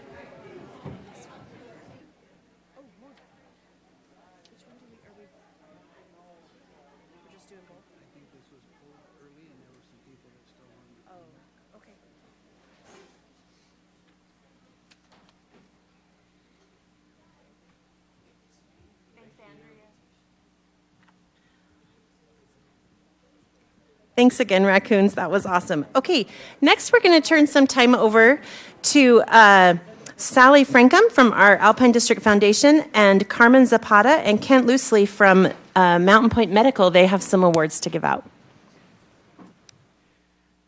My name is Sally Frankham. I'm a member of the Alpine School District Foundation Board, and we are excited for the opportunity to recognize some individuals from Ridgeline Elementary. The Alpine Foundation is also grateful to Mountain Point Medical, our partners here, and they are a sponsor who support the You Make a Difference Awards. Carmen Zapata, who is the marketing director for Mountain Point Medical, and Kent Loosely, who is the CEO of Mountain Point Medical, are here to help present the awards to the various teachers and support professionals and volunteers from Ridgeline Elementary School. Our first teacher is Kylie Lemer, and I'm going to tell you a little bit about her, and then we'll have her come up. And I hope I'm pronouncing her name right. I hope I'm not blowing it. Kylie has been at Ridgeline for 4 years. She has taught 4th and 5th grade and is currently the 5th grade collaboration team leader. During COVID, she was the tech specialist. And when the school was dismissed, Kylie Lemer, despite being a new teacher herself, created an incredible online presence and helped other teachers navigate this new territory of remote learning. She's always positive and a champion for her team and the needs of her students. The folks at Ridgeline are very lucky to have Mrs. Lemer. Could you come up, Kylie?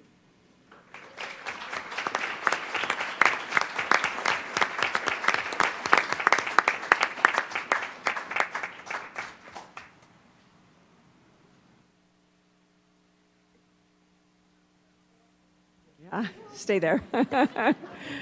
And now we have Kylie Childs. I don't know if you have to be named Kylie to get an award tonight, but it looks like not the case. Kylie has been at Ridgeline for 7 years. She's one of the fantastic 6th grade teachers and a student council advisor. Kylie is innovative in her classroom. She constantly rallies around students who need extra support and instills in her students the desire to be kind and to watch out for each other and to have each other's backs. Each year, she runs her own Shark Tank activity where students pitch their business ideas to real business leaders from the community.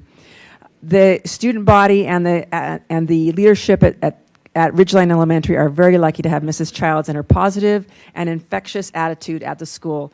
Kylie Childs.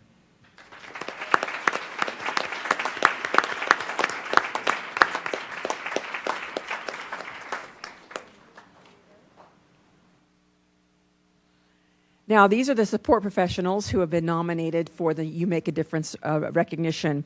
The first is Beth Pribble, and I hope I'm pronouncing her name right. Did I get it right? Beth has been at Ridgeline since the school opened in 2006. She started as a volunteer and has been an aide in the classroom for multiple grade levels. She helps with outside supervision and with student interventions. Her current second grade team said they love how she works with kids. She has a cute accent and is flexible. She goes with the flow and is always ready to help with whatever needs to be done. We love Beth Pribble, they say, and we are so lucky to have her at Ridgeline. Beth.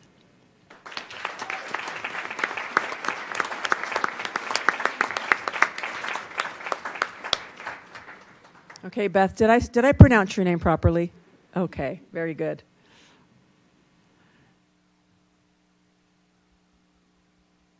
Now we have Ann Hunsaker. Ann has been an aide at Ridgeline for the past 4 years. She's currently the literacy intervention aide and runs the morning crosswalks. She has a great attitude and is consistent and reliable to be at her post when school starts every morning, which of course this morning must have been a particular challenge. Ann's team says she is so reliable, is willing to put in extra time, even over the summer and outside of her contract times, to help and to get interventions and programs up and running. The community at Ridgeline is so lucky to have Ann Hunsaker at their school. Ann.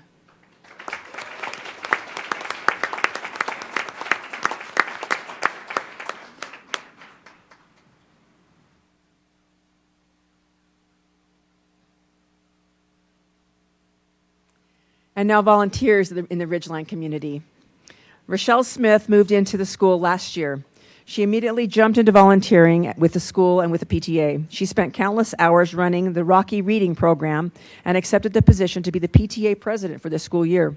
Rochelle also signed up as a substitute and is frequently subbing at the school, including taking on a long-term sub assignment that began the first day of school and included the first 2 months of school. Rochelle is amazing at seeing the needs and being willing to fill in with no matter what the task. The community at Ridgeline is so lucky to have Rochelle Smith. Rochelle.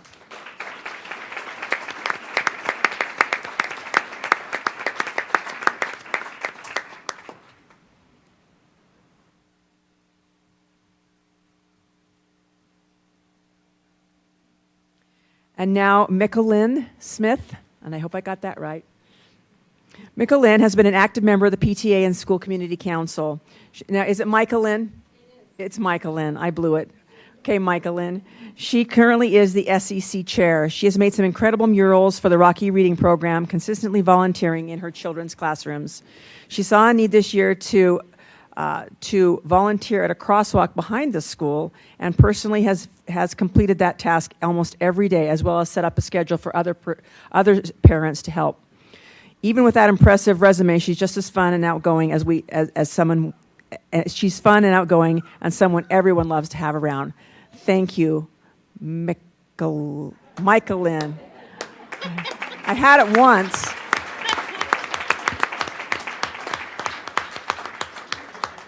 Thank you so much to you wonderful support professionals, wonderful volunteers, and wonderful teaching professionals at Ridgeline Elementary School. One more round of applause, please.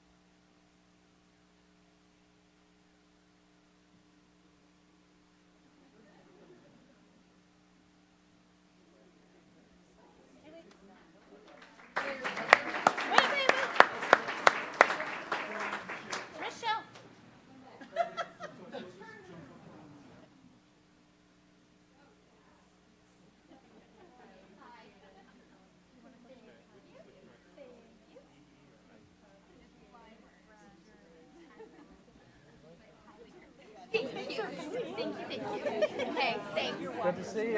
Congratulations. Thank you. Thank you. Congratulations.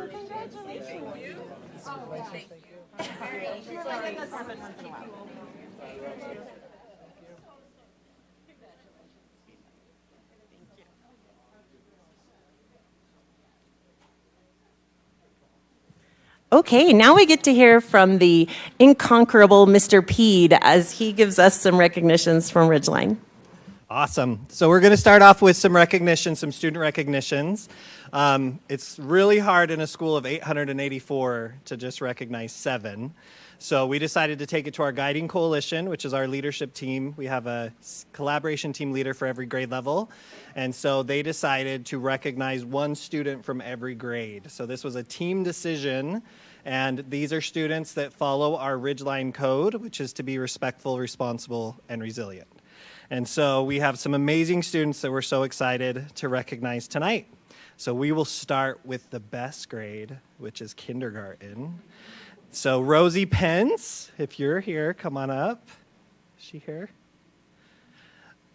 Rosie is in Mrs. Reckling's kindergarten class. She is so kind to everyone, and she is hardworking and always does her best work. So congratulations to Rosie. In first grade, we have Maxim Gifford. Maxim, come on up. Maxim is in Mrs. Brown's class. He has been making a lot of growth, even though it is only November. He has gone from working with consistent one-on-one help to confidently working independently with no assistance. Great job, Maxime.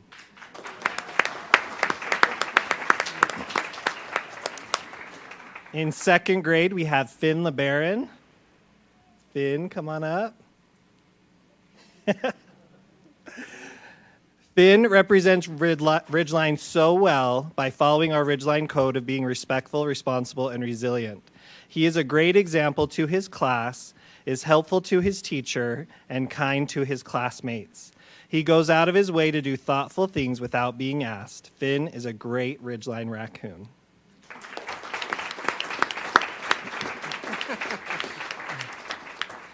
Okay, in third grade, we have Maylee Hansen.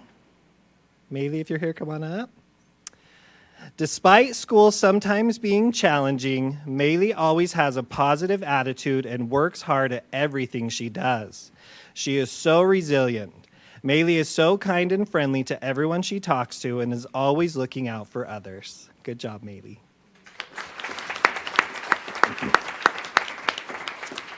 Okay, in fourth grade, we have Amelie Bugnon-Vaccaro. Amelie has shown so much strength and perseverance this year. She moved from Argentina in August, and despite not knowing any English, has learned a lot. Made plenty of friends and always participates in class, even if she doesn't always understand what is being asked. She lights up her classroom with her smile. Congrats, Amelie.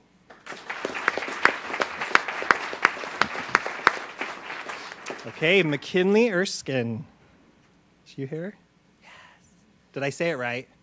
Oh, I say it wrong all the time. I'm so glad.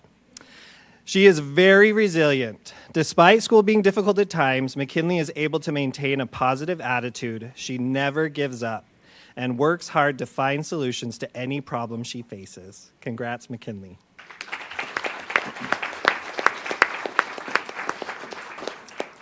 And then for sixth grade, we have Damian Jones. Damian, are you here? Damian has shown so much progress in reading this year. He is now reading on grade level after putting in a lot of effort. He just completed a Genius Hour project where he taught himself some Spanish. Damian is a great friend, a Rubik's Cube master, and an all-around great student. Congrats, Damian.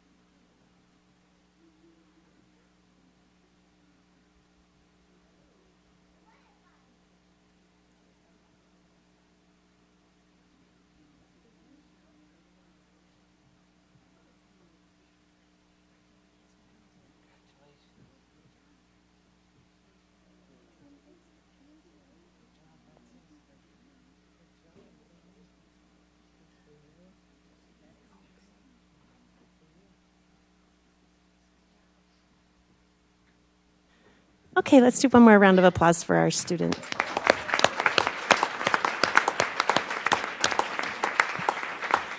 If you're a family member of one of these students and you've come to support them, we would love to have you stand so we can recognize you also.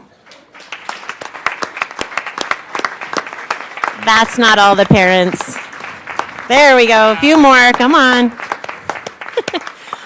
Also, I neglected to recognize the families of our adult honorees. So if you're here to be with one of the teachers or volunteers or support staff that were recognized, please also stand and let us. Thank you.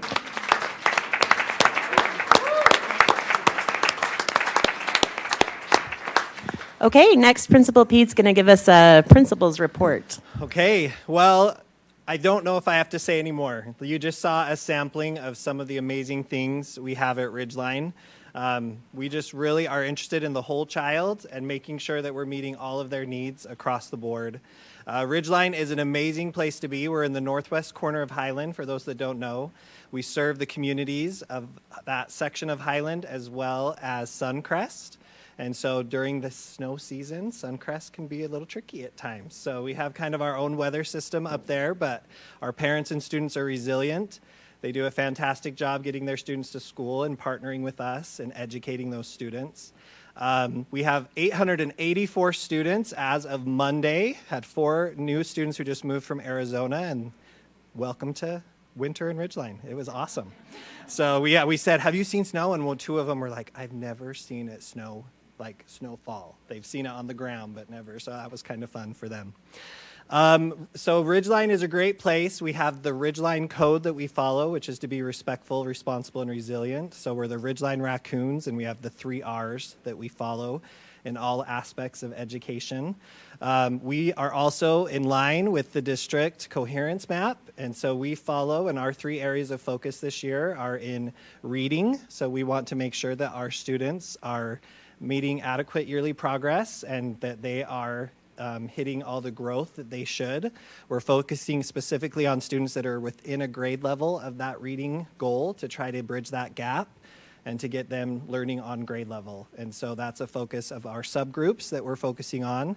And then our area of focus when it comes to connection is that we want every student, staff, and faculty member at Ridgeline to be seen and feel safe.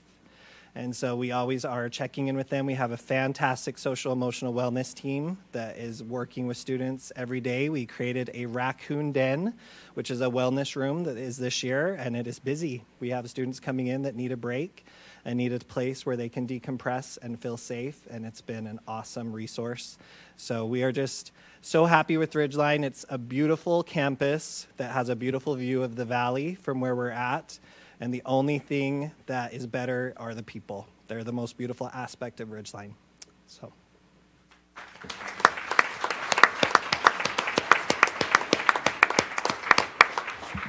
Thank you, Principal Pete. They do have an amazing view, and Suncrest is challenging to get people up down through the snow. So we appreciate when that's happening, those parents that are able to get their kids there. So I know most of you were here just for this recognition part. It is not rude if you would like to go at this point. You're welcome to stay. We would love to have you listen to all the things we have happening, but it's not rude to go if you feel the need to do that. So we'll give just a second.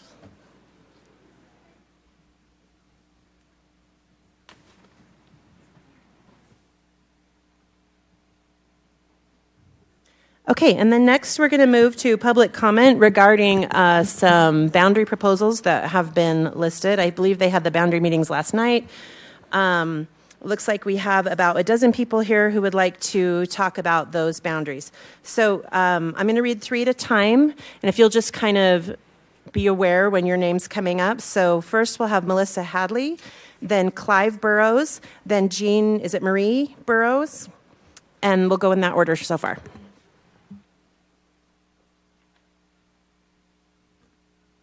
Hello, I am Melissa Hadley. I am the parent of a 7th grader at Willow Creek and a 6th grader at Dry Creek. I am also an elementary school teacher in the district, not at Dry Creek, but not far away. And I may be biased, but elementary school is a magical place with its bright classrooms and class families that teachers work so hard to create. Teachers know that building a strong classroom community is essential to student success. Students do not want to go to school unless they feel connection to classmates and like they are part of a community. And I cannot teach a student unless they are at school. And I feel that Alpine School District agrees, and that is why schools are setting connection goals for this school year. I am also well aware that elementary school cannot last forever. Students have to move to the exciting and challenging halls of middle school. They do not have the same teacher all day, and more is asked of them. It is a challenging time, and students need connection and community more than ever. Where they get this connection also changes. Teachers do not have the same opportunity to build that classroom community. The connection comes from friendships. This is why I was heartbroken to see the boundary options and that splitting Dry Creek Elementary was the only option presented. This makes an already difficult transition even harder. While I was looking at the options on the website, I noticed the charts, graphs, and data that were presented. As a teacher in the district, I know how much Alpine loves its data, graphs, and spreadsheets.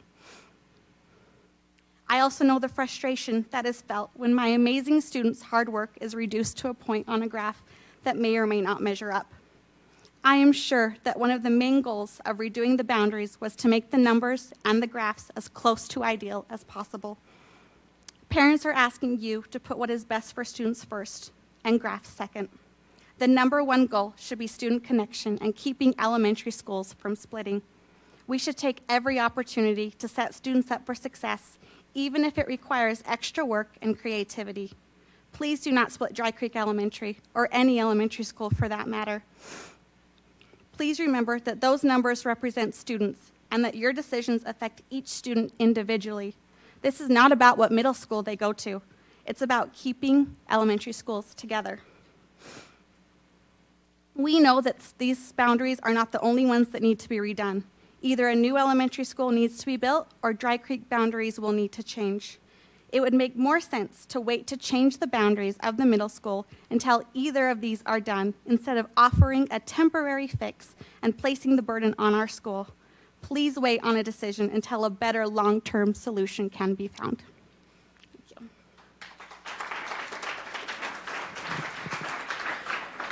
you. Okay, I neglected to read a comment about public comments, so I'm just going to read that really quick. Sorry, Clive, I didn't mean to. Sorry. Okay, so for public comment, the opportunity is reserved for patrons living within the Alpine School District boundary, which I think everybody who signed up does. Individuals living outside the Alpine District boundary can submit written comment. Patrons will be given a maximum of 3 minutes to address the board regarding proposed boundaries for the new elementary in Eagle Mountain and the boundary adjustments to Lehigh Junior, Viewpoint, and Willow Creek Middle Schools. If you have additional comments, written comments can be submitted at alpineschools.org/schoolboard/. Your concern, you can submit that concern in writing and address it to the Board of Education. So I apologize. Clive, you are next, then Jean Marie, and then Tara MacArthur.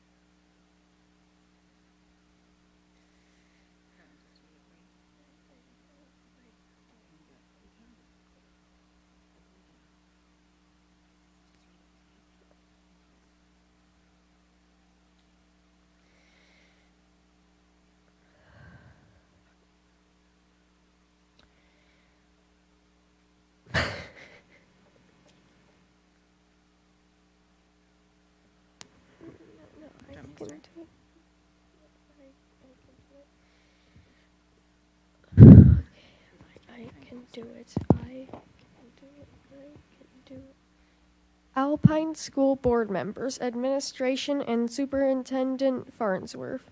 Thank you for allowing me to speak on something that is very important to me. My name is Clive Burrows, and I am a 7th grader at Willow Creek Middle School, and I went to an elementary school at Dry Creek. I want to talk to you about my feelings on splitting Dry Creek students to go to 2 different middle schools.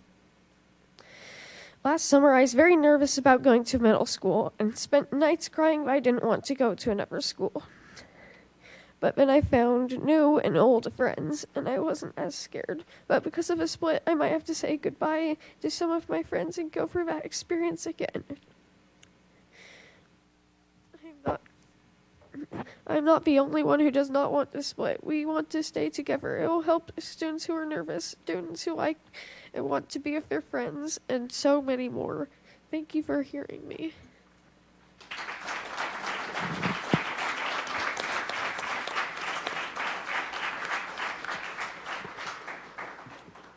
Thank you. Okay, so Jean Marie, you're next, then Tara, then Cole Robinson. Thank you for being patient with my son. He had told me that he wanted to speak at this, and public speaking isn't his favorite thing, so I'm very, very proud of him for being here and being willing to do that.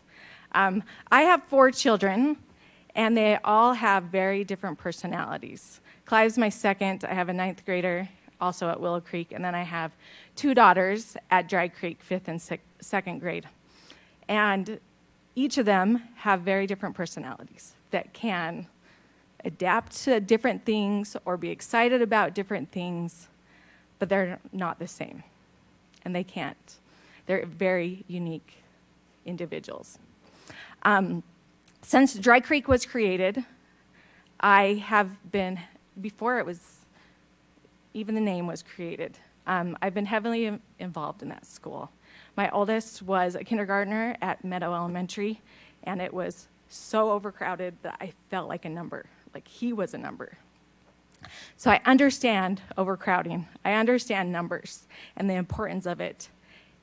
And so since Dry Creek was created, I've been involved in PTA and school community councils. I'm currently the school community council president, or chair there. And as soon as my kids started going to Willow Creek, I got involved there. I'm the PTSA president currently at Willow Creek. I love schools, if you can't tell.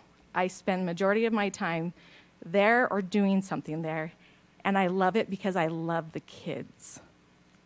I love them a lot. And as we've heard, these kids, it's really hard for them to split them up, to adjust a million times. I wish I had brought something written out, but all I brought was the agenda, because I see on it that it says that one of the discussion items is the district-wide boundary adjustment study.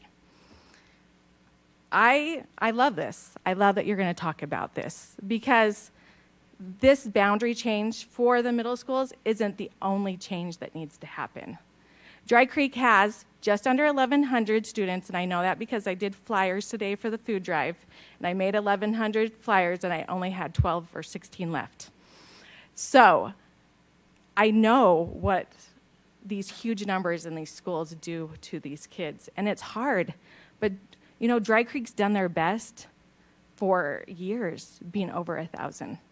But I think the real issue here with the middle school and what we should do is readjust boundaries first of elementary schools and then figure out what is best for these middle schools. I think that they will figure themselves out if we can start first at the elementary level and then go to middle school. So I suggest and hope that we can not rush into these middle school boundaries, but that we can take the proper time and put it in order of how it should be. My time's up.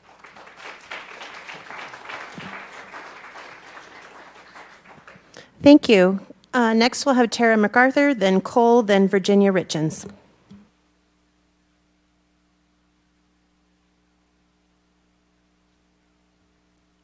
Hello, my name is Tara MacArthur. I am the current PTA president at Dry Creek Elementary. And so I just wanted to come tonight to share opinions, I suppose. So with the projected growth and realigning of junior high boundaries, I'm actually not opposed to balancing out numbers that need to happen, but what I would prefer is tabling the junior high boundary that I appreciate all of the time and effort that has gone into it the last 3 months and all of your time. But with the district-wide boundaries that need to happen, the overcrowding at Dry Creek can be relieved through either a prospective new school building or without the funds, since the bond didn't pass, you've got Meadow, Springside, and Snow Springs, all within the 700s or less student body. And we have 1,100. But if you address the district-wide boundary shifts that may occur, and then come back once that is completed and look at the junior high. Because what I don't want to have happen is the boundaries being split, and then in a year or two later, students that were shifted from Willow Creek to Lehigh or vice versa, then having to switch again after a couple of years.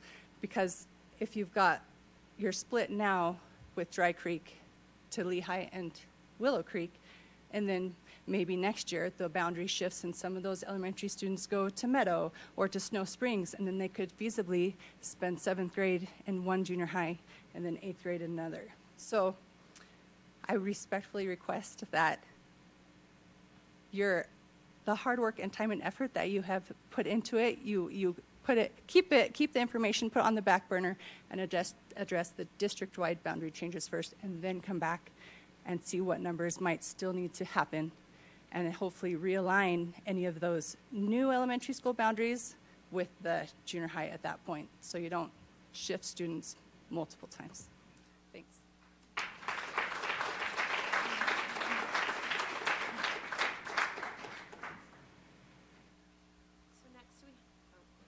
Next, we have Cole Robinson, then Virginia Richens, then Jennifer, is it Midas? I hope, I don't know. Okay, close enough, hopefully. All right, thank you for letting me take the time to speak. I'm a parent of 2 boys, one in 7th grade at Viewpoint and one at Eagle Crest. I have a bunch here typed up, but after Clive got up here and spoke, it kind of changed my whole perspective.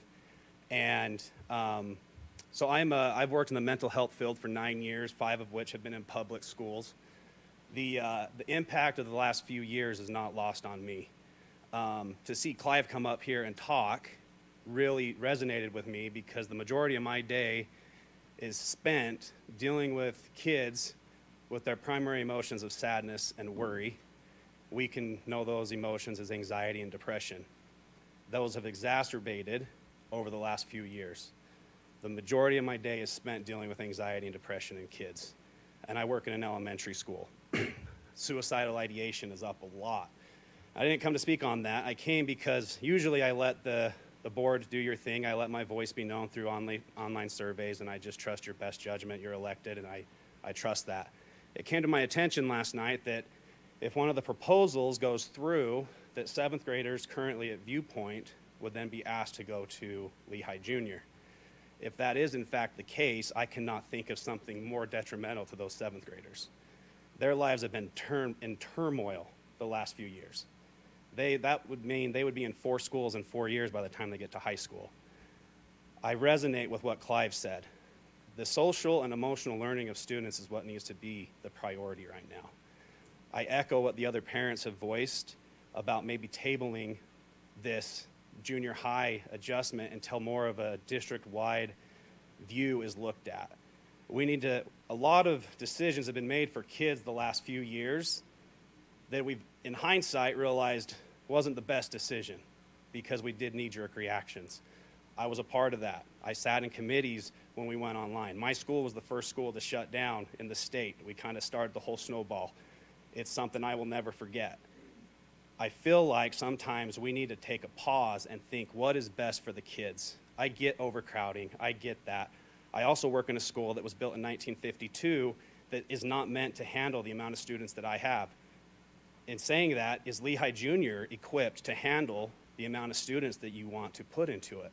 I think all these things can be tabled, saved for another day, so we don't make another knee-jerk reaction and put the social, emotional, and mental health of our students and our children in jeopardy. Thank you.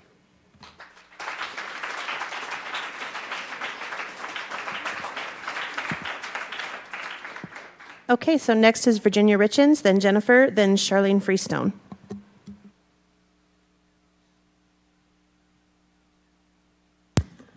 I did not plan to speak. I was just going to be a groupie with my friends back there in case they needed support.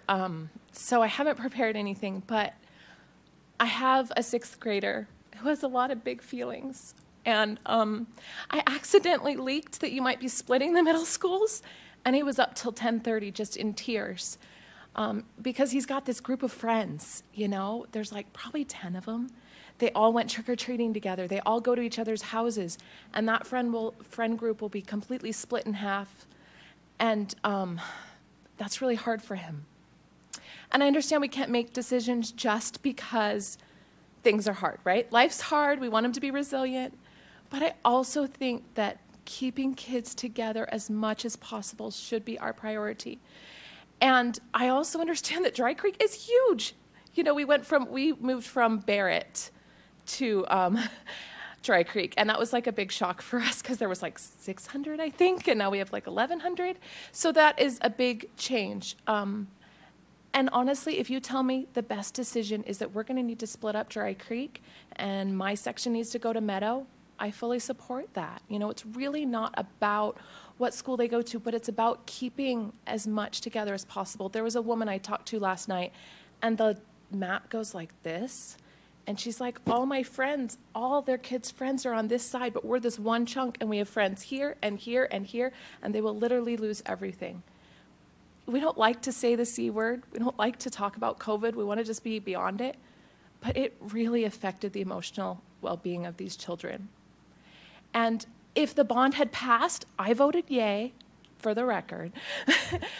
We might be having a different discussion, right? Of course, yeah, if the bond had passed, yeah, we can split the middle schools because we know we're getting, or we're hoping we're getting a new elementary school, right? That makes sense logistically, but I feel like because the bond didn't pass, we're doing things out of order, and we really need to look at the children and what is going to help them succeed. Middle school is tough. There's reason there's movies about it, right? It's tough, and we want to give them all the opportunities to succeed. And I believe that the best way we can do that is to table this, like the others before me have said. Table it and say, what do we need to do to relieve some of the stress of the elementary schools first? Because when you get everyone in their right spots, then it'll be a lot easier to move. Okay, Meadow goes just to this school. And my heart breaks when I just learned that Freedom is split into 3 schools. So help Freedom out too if you can while you're at it, okay? Thank you.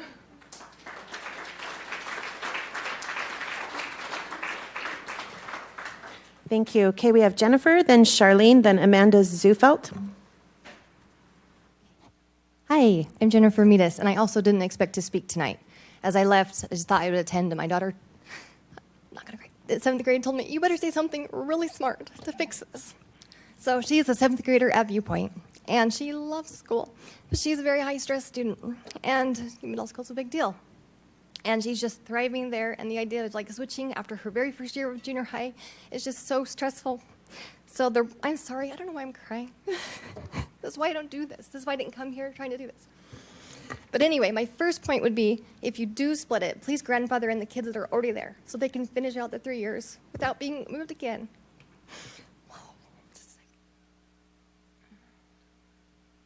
Okay, sorry. Public speaking's not my thing either. Second, so I do have 2 students at Eagle Crest and then a preschooler too, so we're in this for the long haul. But if they do split, so we're in the section of Eagle Crest that is different with the 2 options, A and B. And I prefer A. I want to stay at Viewpoint, and I prefer that even to. I'm okay with the split. I don't feel as strongly as some people, as long as maybe you give the option of transferring to Lehigh easily, some type of open enrollment for kids that do have friend groups that are going all to Lehigh. Maybe that's already there. I don't know. I remember when I was in 6th grade. I was in a boundary school at a different district, and they said, it's your choice. You can choose. And that worked fine. And the last one, as I looked at the map, I'm sorry, this is so silly. As I looked at the map, I see viewpoint boundaries, and there's a lot of students from the west being bused in, taking the place of people that are right by viewpoint at Eagle Crest. And it seems like if they're going to bus in, they could go to either school just as easily. And when I Googled it on my maps, so the one school, Liberty Hills, is actually closer to Lehigh Junior than Viewpoint, but they're still going to Viewpoint. Even though they're in the west, there's a lot more growth in the west. And I know the Eagle Crest is actually diminishing in size. When we first started there was over 1,000 students, and now there's like much fewer in the lower grades. I have a first grader, and they were doing all this rearranging to try to balance it because Eagle Crest is shrinking, aging out. The houses have gotten all built out. There's not new growth there. So if you keep Eagle Crest, as they're all going to Viewpoint, those numbers aren't going to grow. They're going to diminish. Whereas some of the west schools that are filtering into Viewpoint will keep growing because there's more space out there for growth. So those are my ideas, poorly delivered. I will not tell my daughter I cried, but hopefully they helped.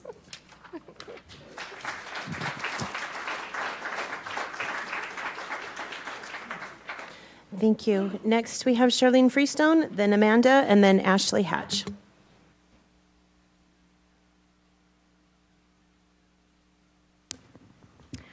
My name is Charlene Freestone, and I want to give an example from someone who has come at this both as the part of a student, as a parent, and I'm also a Alpine School District employee. I'm a teacher's aide for the 4th grade at Dry Creek Elementary. But like I said when I started, I was a student at Douglas County School District growing up. When I moved there in 1997 from California, it was the Lehigh. It was the fastest growing county in the nation. It had explosive growth in the schools. And I had the opportunity to move in and be sent to the school they said.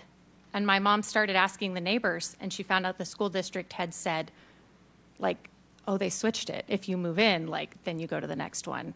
And they had just very unique needs that were very similar to this. And I got to see the different ways that they accommodated it. And one of the things that instantly stood out to me is that my school district never split a group that was in a school already. If you were in that school already, that was a high school, you stayed in that till you finished. If you were in a middle school, you could be split between high schools. I understand that there's never a perfect way around that. But they made sure that whenever possible, like opening a new school or trying to transition a boundary, that people could finish out their time, that they weren't yanked around from one to the other. They made sure to, I think, build, they called it building from a foundation.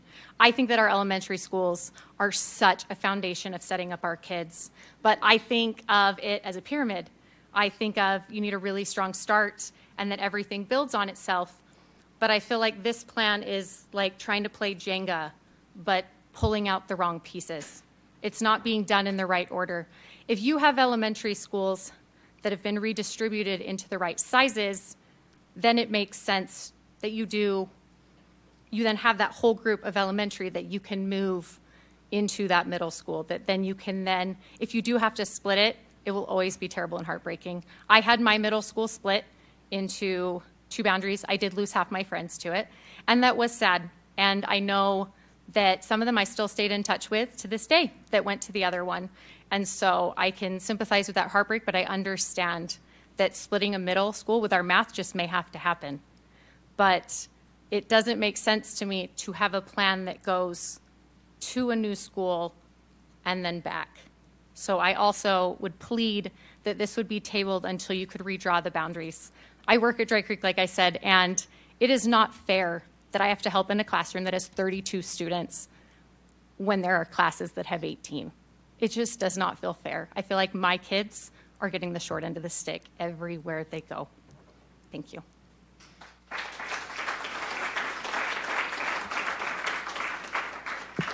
Thank you. So next we have Amanda Zufelt, then Ashley Hatch, and then Carolyn Call.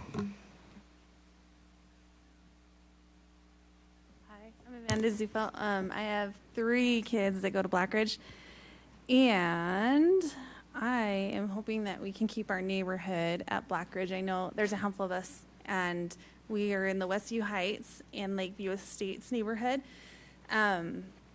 And if you're not familiar with the geography of it, there's Blackridge, and we're on the other side of the highway, but there's 2 ways. There's two ways in or out. It doesn't go into a lot of other streets. The main road that we pour out is right, like literally into Black Ridge. I can see it from my house. Anyway, so the new boundaries have us switching to Hidden Hollow. And I'm just looking at some of the projections and things like that. Black Ridge, I think right now they're around 1,200. The new boundaries, I mean, I think it's good. It's awesome that there's a new school going in. Classes will be smaller. I know my daughter's 5th grade class has 34 kids, which I think is ridiculous, and there's no aid, but that's beside the point. So getting it down to 900 is awesome, but I think it could absorb our neighborhood because some of the kids in our neighborhood are already going to be grandfathered in because of the Chinese immersion program. And so I think right now, somebody looked it up, there's like 73 kids from our neighborhood. 13 are grandfathered in. That leaves 60. If those 60 are still at Black Ridge, that puts a projected 2023 from 900 to 960, which is still less than the new elementary that is projected to be at 992. That also opens up Hidden Hollow to absorb some of that new elementary school since they're bordering each other. And then as far as, I mean, this is kind of selfish, but for me and my neighbor, we both have kids that have 504s. Her son's is a lot more serious than mine, but we are both at the school a lot for that. We volunteer in our other kids' classes, but as far as their 504s, the teachers are awesome, but I don't think it's the teacher's job. Like if there is a problem or a hiccup, I don't want the teacher to leave the other 30 kids that are in the class, you know, to do that. So I know that we both go over to the school. My neighbor's son is diabetic. His pump will get ripped out at recess. She has to run over, put a new one in, things like that. So that's a little bit selfish, but it'd be nice to be close where that is a quick thing to run over there. Also, the bus ride from the new school to our house is, I think they said around like 45 minutes, which that's like a really long time. Especially when my kids are whining about their 30-minute bus ride right now. And they also start way later at 9:15 instead of 8 o'clock. So our kids aren't getting home till like, 4:30 plus, which that doesn't really leave any time for anything. So hopefully we'd love it if you guys could keep our neighborhood at Black Ridge. Thanks. Thank you. So Ashley Hatch, Carolyn Call, and then Heather Irving.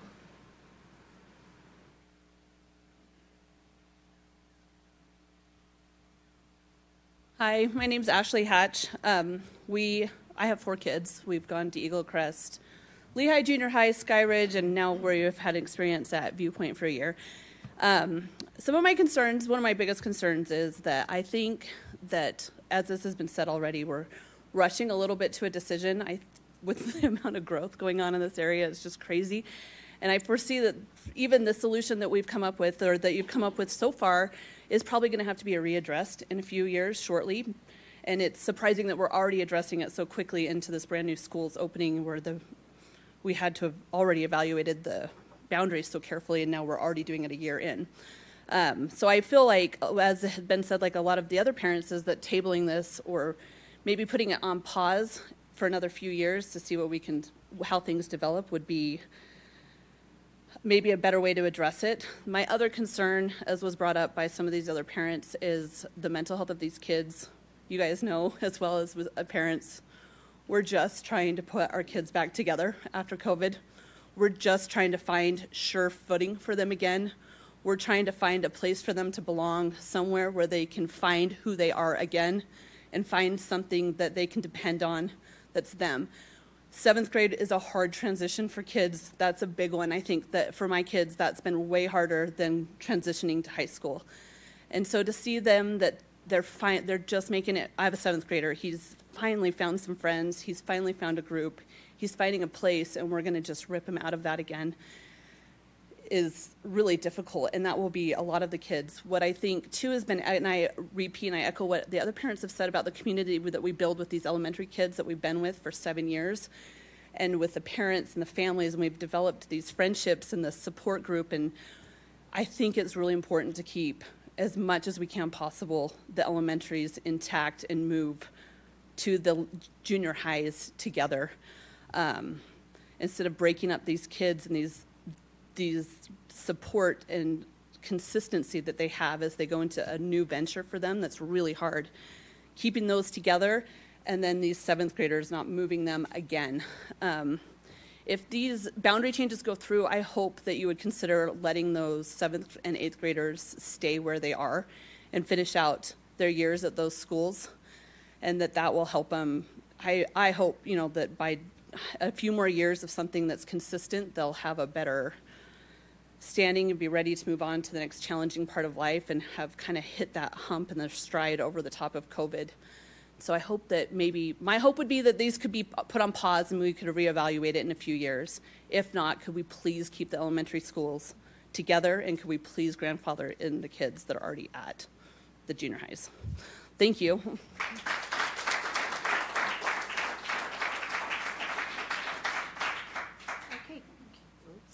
Carolyn, and then Heather, and then Nate Brusick. I am Carolyn Call, and I'm representing the Brooks Meadow neighborhood in Lehigh. We go to Eagle Crest, and I represent them in unity of all the families in our neighborhood. I personally have 6 kids that have gone to Eagle Crest, Lehigh Junior, Lehigh High School, Viewpoint, and Skyridge, so I know school changes. And as a previous high school teacher from the Murray School District, I would like to also emphasize the importance of minimizing unnecessary change and disruption for the students. We've heard about that tonight. Splitting schools contributes to that change and disruption, and it does not benefit the children in any way. It makes sense that Eagle Crest should also stay together, just like the Dry Creek people want, and go to the same middle school. Eagle Crest was here about 3 years ago fighting for boundary changes. If we don't look to the future now, we will be having the same exact conversation again in just a few years. With that said, Eagle Crest is not a high growth area anymore. The surrounding area has already been mostly developed. Since Viewpoint is projected to have the largest population, regardless of which plan is chosen, it makes sense to include Eagle Crest as part of the Viewpoint boundaries and change it out with an elementary school with a higher projected growth rate. So maybe possibly looking at switching Eagle Crest with either Dry Creek or Liberty Hills could accomplish this. We at Brook Meadows support the proposed idea of keeping Eagle Crest together and hope you will at least discuss this as an option. And because these boundary changes are for future growth, regardless of the outcome you vote on, to avoid further disruption for the children, we would hope that you would allow the current students to have the option to finish at whatever middle school they are currently attending, as many have asked for that as well. Thank you for your time, and I hope you will listen to all of these parents' thoughts tonight.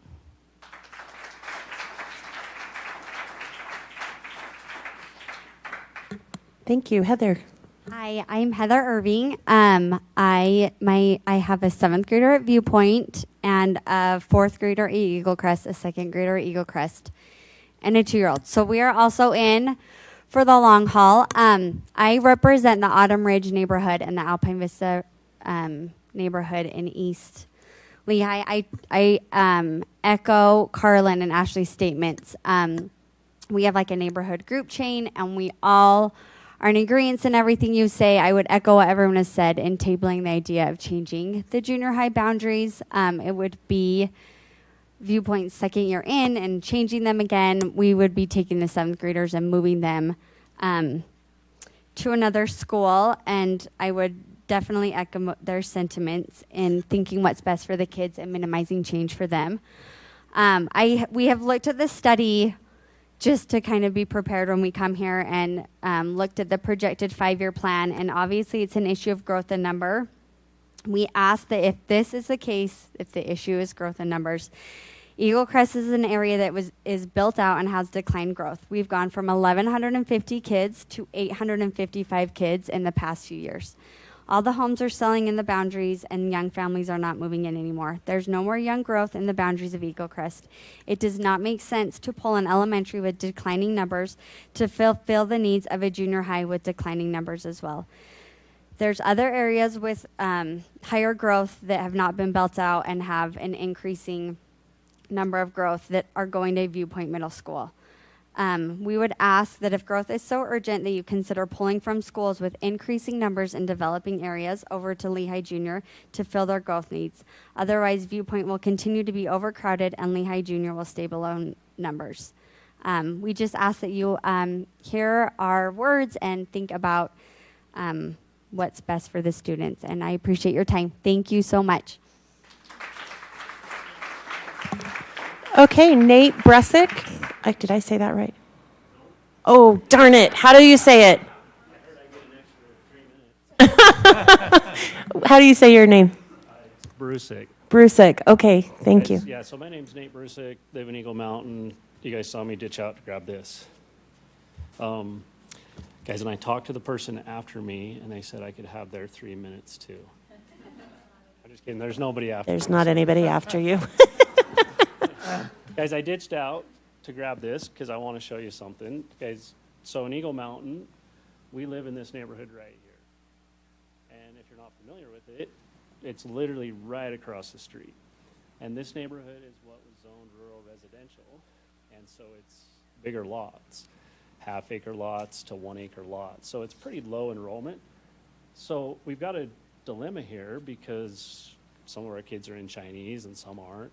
So we don't want to rip them apart. And I'm a home builder.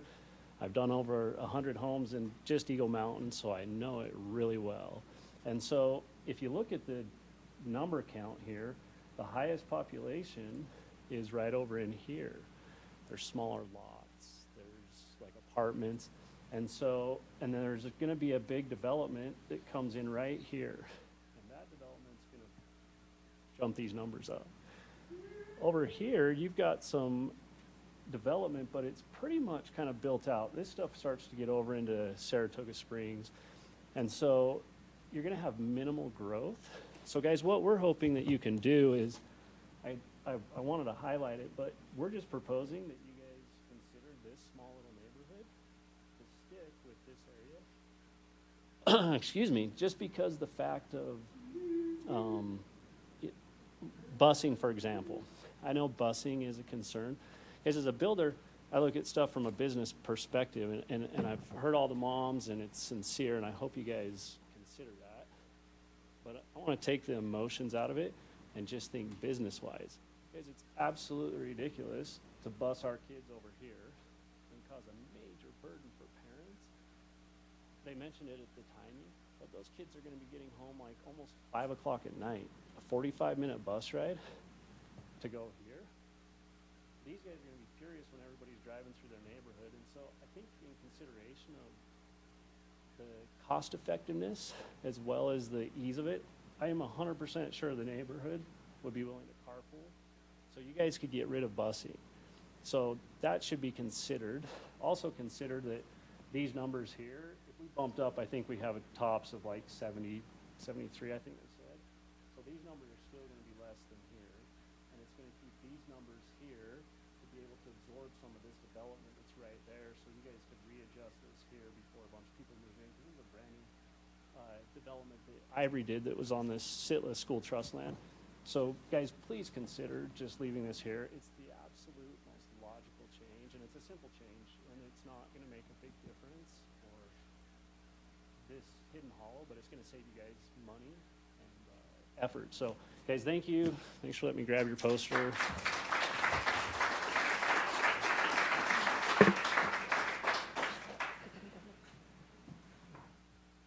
Okay, thank you, everyone. Do we have anybody else who wanted to comment about boundaries? Go ahead. Please give us your name and where you live when you start. Rude. Name at least, please. Thank you. My name is Mike Messerly. I live with these guys right here, and we are in that neighborhood there. Nate's points were exactly what I was going to talk about, so he said most of it, but since you let me have the chance to come up here, I will. Same thing that he's saying is taking us where we're the closest people to that school, and then we're going to be changed to being the furthest away from our new school. Logistically, that's a whole bunch of busing. That's a whole bunch of people. Or that's a whole bunch of people saying, I'm not going to let my kid be on a bus for 45 minutes. I'm going to drive them. And now we've got increased traffic going that direction, which isn't going to help anything of getting down to the school, getting down to the high school, anything of that sort. So we're hoping that we can stay in that school. On top of what some of the other parents are talking about, their kids being split in schools, I feel like ours is even more granular than that, because any of the children that are in the Chinese immersion are going to be grandfathered in along with their siblings. And that means my girls, I have a 7-year-old and a 9-year-old, that they're going to lose their friends in their neighborhood that are just a few houses away, because they're going to be home at 2:30. We're going to be home at 4:30 if the bus gets there on time. As we all know, the longer a bus ride, the more chances it has to run into issues. So now we're not 4:30, maybe we're 5 o'clock. Well, now we just lost out on soccer games that I can't put my kid anymore because they start before 5 o'clock. I've got to find new dance classes because now they're home so late that they can't get to those classes. And obviously we can shift their whole day because they're going to be starting later. But these are 2, maybe 3 hours that we're going to lose in our day from either busing in, because they've got to do that same bus ride in the morning. They got to do the same bus ride at home. And I guess my point to that, to the driving, is I work at home. I work for a company in California. The first thing I did when I took over my team of software developers is I told them, stop driving so much. You're in San Diego. What a waste of time. If we can limit the amount of driving for our kids, both mentally and logistically, it has to make sense to include our neighborhood in there, which is about 70 kids. But it's not 70 kids. It's about half of those, because the rest of them are already going to be going over there anyway. So we're talking 30, maybe 40 extra kids. It's not going to change the numbers or the distribution of the different schools. And so we're hoping that we can still be included in the Black Ridge School. Thank you. Thank you, Mike. Okay, that is the end of the public comments that we have for the boundary studies. So now we're going to move on to public comment, or regularly scheduled community comments, and we have a couple of those. This time I will remember to read the statement. There is time on the agenda to allow up to 30 minutes for public comment. This opportunity is reserved for patrons living within the Alpine School District boundary. Individuals living outside the ASD boundaries can submit written comments. 10 patrons will be given a maximum of 3 minutes each to address the board. Written comments can be submitted at alpineschools.org/schoolboard/. Personnel issues are not appropriate discussion items for an open meeting environment. If you have a personnel concern, please contact a member of the administration or put your concern in writing and address it to the Board of Education. So it looks like we have 2 comments. The first is Paul Hancock, and then is it Miles? I cannot read the last name. I'm sorry. Something with an M. Hopefully you know who you are. Okay, thanks. Paul.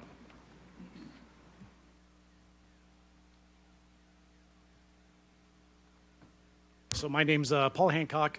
I'm speaking as a resident, but I also have a unique opportunity being on the Lehigh City Council. So first of all, I want to thank you for all of your service.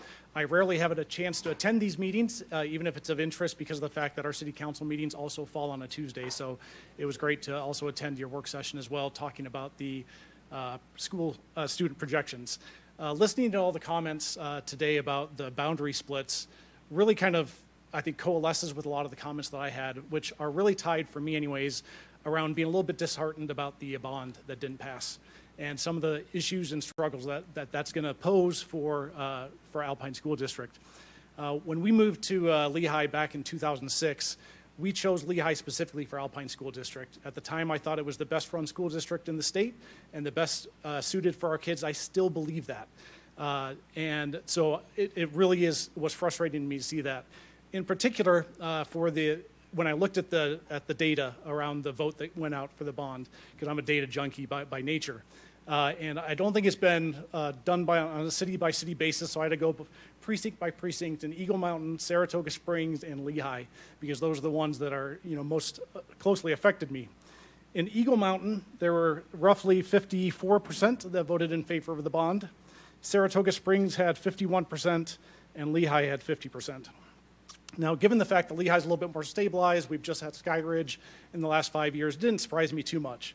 But given the fact that Eagle Mountain was going to have a new middle school and Saratoga Springs was going to have a new high school, it was actually absolutely shocking to me that there wasn't more support for the bond.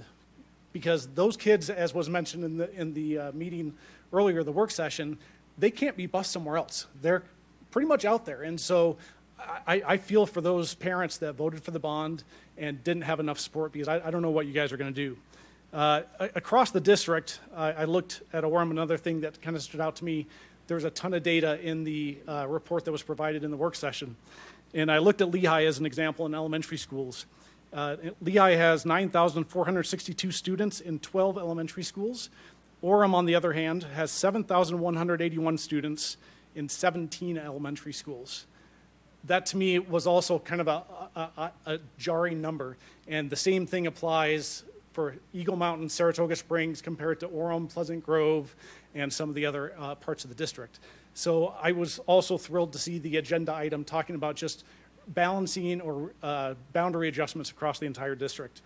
I'll kind of just wrap up my, well, I've got a little bit more time.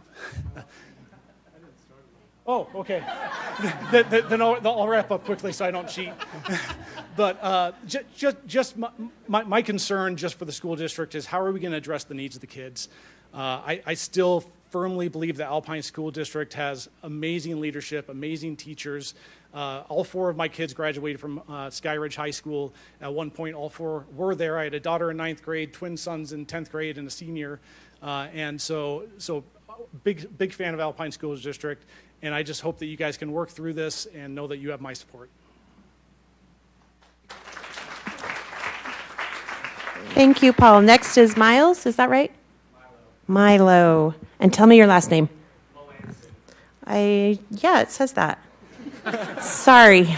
You're completely fine. Okay. Hi, my name is Milo Melanson, and I'm speaking about Skyridge. I'm actually a senior at Skyridge High School. I am currently taking a government and citizenship class, and it's part of the class is aimed at getting students to interact with their community. I would like to propose a recycling policy in the district. I am concerned for the environment, and I believe that recycling is one of the ways that we can make a difference. My policy is aimed at introducing recycling opportunities throughout high schools. I would like to introduce aluminum recycling bins into schools. After having been at Skyridge for several years, it is easy to see many youths and even teachers and other administration drink like a lot of soda a day. It's a little concerning. And all the cans are just put into the garbage bins. Aluminum, however, doesn't need to be thrown away. It can be recycled. A key point of the day in which a lot of people drink a lot of sodas is at lunch and other free time, and so I believe that strong points at which we could put recycling bins for the aluminum cans would be in the cafeteria, the commons, the main office, vending machine locations, and other communal areas that are easily accessible.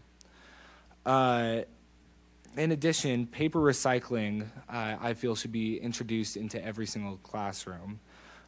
Most every single class has a lot of paper waste every single day. Adding an accessible paper recycling bin for youth and teachers would help cut down on this waste.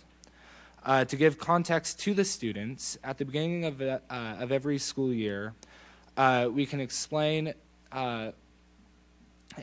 why we are trying to achieve this recycling. At Skyridge, I know from Skyridge's perspective, at the beginning of every single year, there's 2 weeks of flex time in which the teachers explain what's important about the Skyridge community to the students. And I feel like explaining the recycling policy to the students during that time would be easy to implement. I would suggest that for Alpine School District to be able to start to implement this across the entire district, we could start a trial year at just Skyridge alone to be able to see the difference that it makes. I believe that this can help the students establish a constructive lifestyle, help the school gain a positive standing in the community, and help the people here in Utah contribute to the world environment. Thank you for your time and consideration. Thank you. I just want to thank everybody who commented tonight. We so appreciate you coming to our meetings and giving us your thoughts. It really helps us to have a well-rounded perspective when we're looking at making decisions. I especially wanted to thank two people. Clive, I just want to thank you for coming. I have a daughter in 7th grade. And she's actually pretty brave, but I don't know if she would be brave enough to do this. So thank you for coming.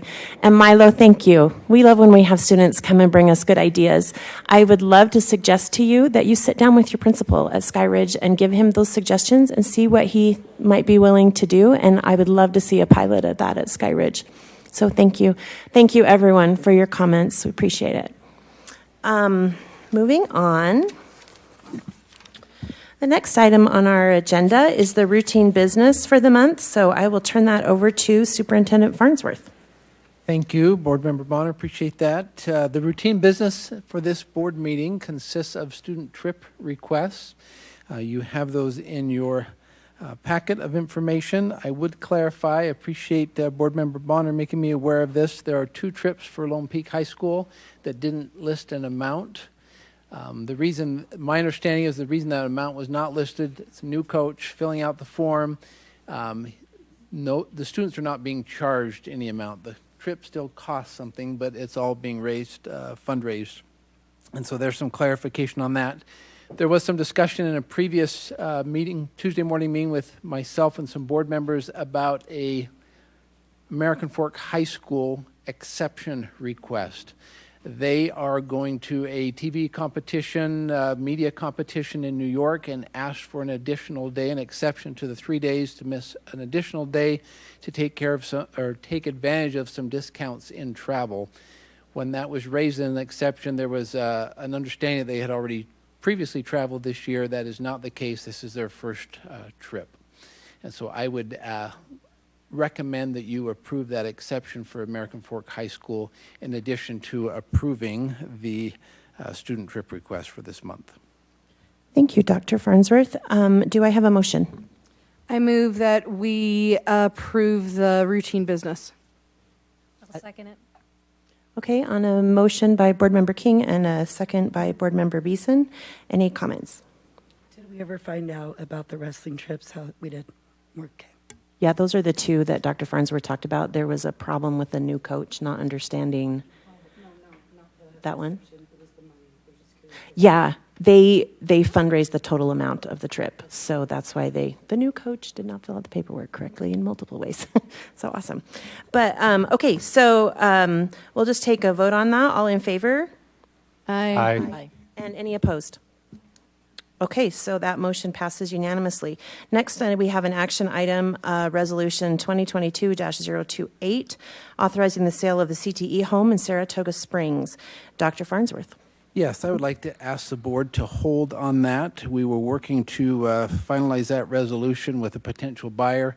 Not everything was able to be arranged in time for this meeting, so if we could hold on that until our next board meeting, and then we will seek approval for that resolution at that time. Okay, do we need a motion to do that? I'm going to move that we defer action on Resolution 2022-28 until the next board meeting. I'll second it. Okay, on a motion from Dr. Clement and a second from Board Member King, all in favor? Aye. Aye. Any opposed? Okay, that passes unanimously also. All right, next, it looks like we have a discussion action item, district-wide boundary adjustment study. Dr. Farnsworth. Yes, this is a discussion item, could be moved to an action item if it is the will of the board to do so. As has been mentioned and discussed in our study session, with the bond not being successful, we are looking at different options. The growth is still there. We need to address that and reprioritize some of our projects and also look at different options, funding options, as well as boundary adjustments, alignment options. It requires 120 days as per state statute notification before we can act on a boundary adjustment. We currently have those 2 boundary adjustments that were discussed this evening. We would like the board to entertain giving the staff the opportunity to move forward on some district-wide realignment studies and boundary studies, consolidation studies. That would trigger the, once we make notification to the public and city officials, that triggers the 120 days. So we would want authorization from the board to be able to do that. And then we would look at different boundaries. Not all of those would be acted upon for this school year, but it would give us the, or this upcoming school year, but it would give us the opportunity to study those and make some recommendations to the Board of Education for further study and deliberation. And I'm happy to answer any questions that you might have regarding that request. Okay, board members, any questions first, then we'll get a motion. Or is somebody ready to motion? Do you want me to motion to move it to an action item or just motion to approve it? I need to know, like, do I need to motion? It says think you get to discussion choose. / action.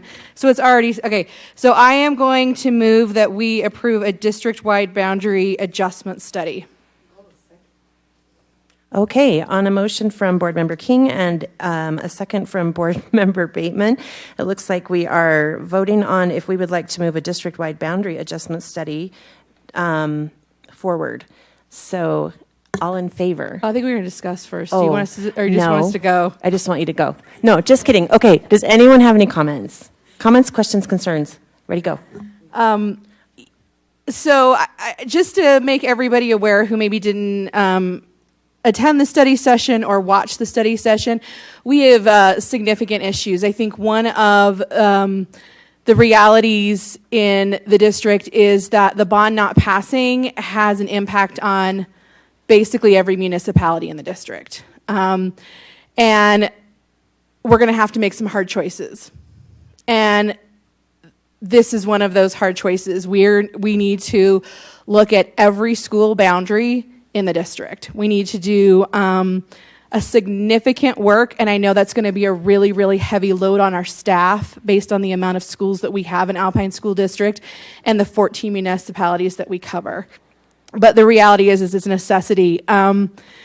Based on our enrollment projections that we looked at for next year, just to give you a sense, elementary schools, we will have approximately 9 elementary schools that will have over 1,000 students. Without a bond passing, that creates a real difficulty for any solution for those schools. We will have 22 schools that have under 600 students. And that becomes an issue where we really end up subsidizing those schools because they don't have the enrollment to really cover the dynamics. One of the things that I have said, I realize that this is going to be a really unpopular decision because when an email goes out to every parent in the district saying we're studying the boundary of your school, I am guessing we're not going to get a lot of thank yous. But one of the things about this is when we're talking about making good decisions for students and putting students first, this is what this involves. And it involves making sure that we've got the right size schools and the right size of dynamics for kids to be successful and for teachers to help them be successful. One of the deals in sitting up here is that sometimes you have to make some really unpopular decisions, but you got to do it because it's the right thing to do. And I think that this is something that is going to be really hard for our communities in general, but I think it's a necessity, and I support moving forward in that, and I hope that the rest of the board agrees. I'll just quickly jump in. I just want to say thank you for it happening so quickly. I know sometimes it can feel like it takes 10 years and then 45 days before things actually happen, and so the fact that it is here and it's a discussion item and it's going to happen, I think is a really amazing thing. Luckily, none of us do this job for thank yous or other things. But really, what I have been thinking about a lot in the last several months is how hard averages are and how my teachers who have classes well over the average they don't get a whole lot of recognition. And so if we can do anything to alleviate that pressure to help out some of their schools, I am fully in support of that. I think it's really obvious that even though the bond didn't pass this time, we will have to go out for a bond again, maybe in 2024. And before we do that, I think this study is crucial to really see where all the populations are, where the schools are, the boundaries, the feeder systems. Before we go out for another bond, we need to be very, very clear on exactly what we need and where we need it. So I would be in favor of this study. I'm also in favor. I really appreciate the work that's been done by the business department, that they've broken it down by cluster, by city, so that there's a clear understanding of, as we discussed in study session, that there's not just one story happening in Alpine, and you articulated this very well, I think, Dr. Farnsworth, that every community has a different story and different things that we're grappling with, and I think it will be good for us to get an overview of that. But I don't want our communities to look at this as like a stick that we're punishing you because of the bond failed. That's not the case. That is not the case. I think it's just fair that we look at every part of the district and see what needs to happen in the long range. And we've had a lot of discussion about that tonight, and I think this will help to inform those decisions. So yes, I'm in favor.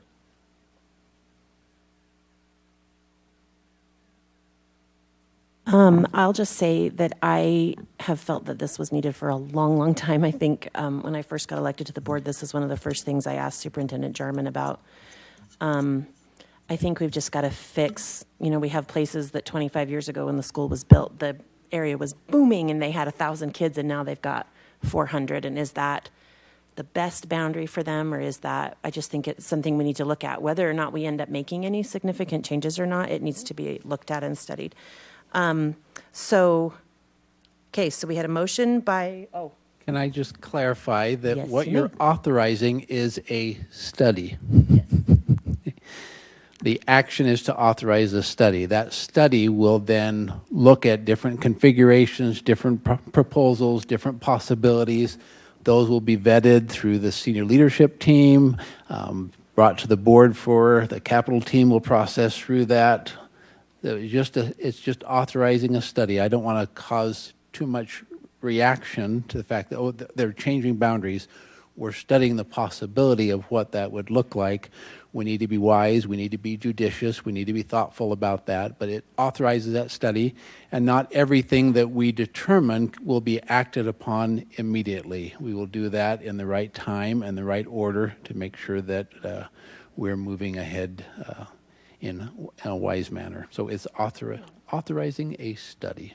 And may I just clarify that in doing that, it does not activate the 120-day clock. This is not. It does. What activates the 120 days, according to my understanding, is when we send notification to the patrons. So what this is authorizing the staff to do is to send notification and start the 120-day notification window. Okay, it was my understanding that we only did that when there was an actual proposal. Okay. It allows that study to take place, and then if there is a proposal that comes out of that, we have given at least 120 days notice to be able to act on that. Okay, so this is the study that will surface proposals that give us that window to be able to act within that window of opportunity to act on a proposal. If the study determined that a boundary should be adjusted, we would have filled the statutory requirements for the 120 days. Well, I guess I got clarified then. Thank you. But I think, David, is that accurate? And it's in your board documents clarifying the state statute associated with that. Yeah, it's in your documents. It's highlighted in yellow. It's the top one. And it says provide the 120-day notice to the following, that the local school board is considering a boundary change. And that's to the parents and then also to city officials. I think if the board approves that, go ahead. Tonight, we will draft communication to our city officials and to our patrons with respect to that study. I think if an actual proposal is brought forth, that then there are some additional requirements, right? Like there's a public hearing requirement and there are additional requirements. So it's not, this doesn't start, whatever we dream up with, we can vote on in 4 months. I think there are additional requirements. And we can take 150 days, or 180 days, or 190 days. Correct. Okay, so based on a motion from Board Member King and a second from Board Member Bateman, we are voting on approval of allowing staff to move forward on a district-wide boundary adjustment study, not a specific boundary proposal. So all in favor of that? Aye. Aye. Any opposed? Okay, looks like that motion also passes unanimously. So next, we have a couple of discussion items. I think we want to discuss these separately, right? So the first one is boundaries for the new elementary school that's being built in Eagle Mountain. We are not taking a vote on either of these boundaries tonight, but we are going to do some discussion. So Dr. Farnsworth, I'll turn that over to you. Thank you, Board Member Bonner. We would invite David Stevenson, Executive Director of External Relations and Communications, who has the responsibility of overseeing boundary adjustments for our team. We will bring him to the podium, and he will be able to answer questions that you have and provide further communication with respect to what has taken place with regard to the boundaries. We'll look first at the boundary for the new elementary in Eagle Mountain, and then we'll move on to the boundary adjustment that would affect Lehigh Junior, Willow Creek, and Viewpoint. Thank you, David. Thank you, Superintendent. So just so everyone's aware, this is our main district webpage, alpineschools.org. On that page, it's up here in the little slider thing, but also down here, there is a news and announcement link that goes to the webpage, alpineschools.org/boundary changes webpage. And there is a document there. We have it on posters. There's a poster out in the foyer as far as the timeline that we've gone through. You talked briefly about the 120-day notice. Along with that, we are required to have 2 opportunities for patrons to come to a board meeting and share comments, as well as hold a public hearing. The public hearing is scheduled for the next board meeting on December 13th. In addition, we also held an open house for each of the areas. That's not a requirement in the law, but we felt it was important to go out to each of the community areas and invite patrons that would be impacted by the boundary change to come and learn more. And so on our webpage, we wanted to start with the elementary. So that's in Eagle Mountain. There's a picture of the construction when it began. Walls are up now. There was the letter that was sent out to parents. And then we have the 2 boundary options here. I do want to point out one thing here. We talked about this briefly in study session. There is a charter school being built in City Center. And I've been in contact with the director of that charter school, and they are holding their lottery in December, and they will have the information in January. And they are very willing to collaborate with us as we look at the students and their current address as to where they live, so that we could take that data, and if the board would like us to, we could look at other options based on that data once we receive that. I just think the more information we have, the better informed you can be as you decide on the boundaries for this new elementary school. So there they are, option A and B. And I do want to point out one more thing.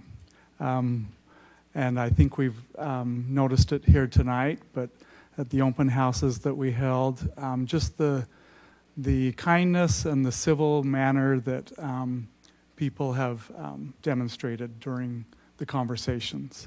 It's obviously an emotional item when we talk boundary changes. And just, I know I speak for all of the team members from the district who were at those open houses.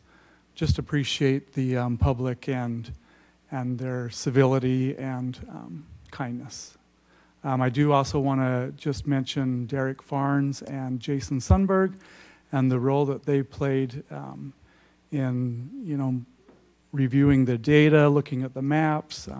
Derek Farnes, our GIS specialist, just amazing how he can go on a map and figure out how many students live where. So with that, if you have a discussion or any questions, I know Jason is actually here. He could answer some questions as far as numbers too.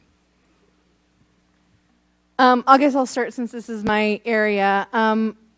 I have to say that, like, in the grand scheme of things, this is a great problem to have because nobody wants to move. I mean, everybody loves their school. And so it's a fantastic problem to have that people are like, I want to stay where I am, even with my school bursting at the seams. I know that there are parents that live in Lakeview Estates and Westview Heights that have concerns. We are looking at those numbers. I've also had parents reach out about the Sage Park area south of Aviator Avenue, as well as Lone Tree, and then Sage Valley as well. We are running those numbers kind of again to look at those specific areas and potential options that we have. I think one of the challenges here, when we talked about things like our enrollment projections, one of the challenges is that even with this dynamic, the likelihood is that we're going to have, of the 4 schools impacted, the 3 that are boundary changed in the new school, 3 of them will be in the 900s and 1 of them will be in over 1,000. So this is not some magical dynamic. I mean, the reality is these schools are still going to stay very high. And it's going to be a challenge. I think also, just to make our Eagle Mountain parents aware, when we're working with this charter, that also means a delay in our decision, because instead of us potentially making a decision on December 13th, we're going to wait to get the most accurate information, which means pushing the December to probably January. And I know that's probably, I'm sure you guys want this resolved and move on and whatever. We want to make sure that we're getting the most accurate data so that we don't look back 6 months later and say, whoops. So I hope that you'll be patient with us. I appreciate the amount of feedback that you guys gave us. We will continue to process that and continue to send us emails and concerns as we try to process some of those ideas and look through the impact. So yeah, I mean, obviously parents have given us some different ideas, but there's not a whole lot of difference between option A and option B. It's basically whether or not we're cutting it off at Aviator or pushing it up a little bit further. So there's not a significant difference on the maps, but there are some ideas that parents have presented that we can review. So, David, could you clarify for me, the numbers that we see on these charts, are those move-up numbers only, or are they projected with new growth? So they're projected, they're not, they do include some new growth. Okay. Yes, the projections. Okay, thanks. I have a question. Since I'm not as conversant with this area as Julie is, can you just quickly give me an overview of where there are new housing developments going in where we're going to see some significant growth? Because there's a lot of open space here. That's kind of what I'm wondering, is like everywhere where we don't see houses, is there any reason why something couldn't be built there? I mean, is there a gorge? Sarah, I'm glad you brought that up, because we actually had 2 different Eagle Mountain city officials come to a couple of our boundary committee meetings, and they kind of went through that with us, and basically, yes, it was everywhere, but they were able to kind of pinpoint for us a little more clearly. Okay. And Board Member Hacken, I believe that the configuration here takes into consideration as much as possible what future growth will look like and where those permits have been pulled. And just so you're aware too, the charter school, if you can watch the little finger there that's on the map, is going to be built down at the southern end there, just down by Facebook. And there's a lot of growth potential, according to the city, down in that area. So.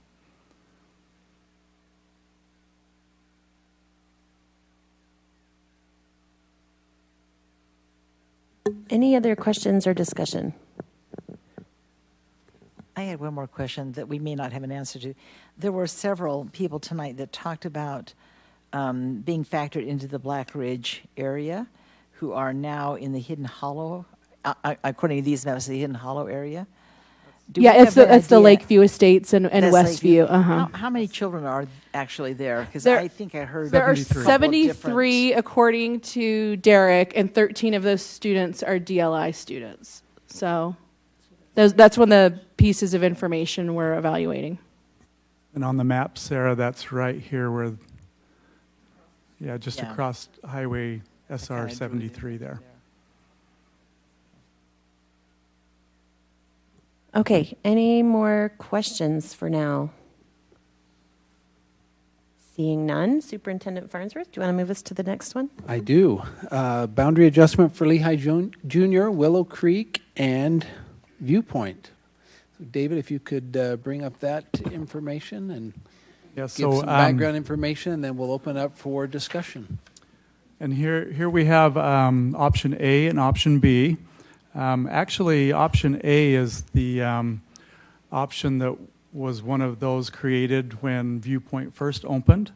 And this little area here with the square and triangle area, it was part of that original proposal. And that would have split Eagle Crest. And so option B takes that triangle, that square, and the rest to the north there, which is all of Eagle Crest elementary boundaries, and reboundaries that area to Lehigh Junior. I do want to point out that with that option B, we're hoping for that open boundary where people, and we've heard a few comments regarding this, that if they could allow their child to continue at Viewpoint, if they're a 7th grader there, they could finish their middle school years at Viewpoint. And we also did have that discussion in study session about schools with open boundaries. Just a couple of other little points I want to make here. Lehigh Junior currently has 62 classrooms, and all of these classrooms include portables with or satellites. So Lehigh Junior has 62, Willow Creek has 67 classrooms, and Viewpoint has 59 classrooms. And currently Lehigh Junior has 9 open classrooms, so rooms that aren't being used currently. And then obviously you can see the chart with the enrollment projections. If there was not a boundary change, Lehigh Junior is in the light blue, will continue to decline. Willow Creek is red, and Viewpoint is green, and they will continue to increase in enrollment. Okay, board members, any questions, comments? So if we could have Jason come up, and I asked him to come talk a little bit about how this works, because I've heard from a lot of patrons who have done their own research and math, and I love that, except that is not the formula that works here. So thank you, Jason, for being willing to come back. He was not scheduled to be here tonight, but I felt like this was a really important piece to understanding this. Additionally, I'm super disappointed that so many friends left. So if you know people who were here that chose to leave, if you will ask them to reference back this recording, his information and our discussion will be really helpful. What questions do you have? Just how we got the numbers? Okay, so with Derek's help, we in the areas that are affected, so the Dry Creek, that part, and then the Eagle Crest. So we looked at, within those boundaries, all 6th graders that go to Alpine School District schools, regardless of what elementary they are, and then the 7th and 8th graders that are currently at either Viewpoint if they're in the top part, or Willow Creek if they're at the other one. So, because because there's already some in Dry Creek area that may go out of boundary to Lehigh Junior, and there may be some in the Eagle Crest that do. So we just took the ones that were at Viewpoint or at Willow Creek. And so those numbers Derek was able to get, and then with option A, we just assumed that all of those 100% were saying closed boundaries would go to Lehigh Junior. With the option B, we estimated, best guessed, about 30% that would stay at Viewpoint or at Willow Creek. Thank you. So I also want to point out, David talked about open boundaries and closed, but I'm not sure that everybody understands what that means. So if it is open, the idea is that by February 1st, that patrons that are wherever they are can say, hey, if I'm in the new option B, I'm going to go to Eagle Crest, I'd like to stay at Viewpoint. They will do that, and they will stay. We have no interest in trying to force somebody to be somewhere else if that is a better point. So I think in the first version, David, right, that went out, it didn't have that. It was then updated.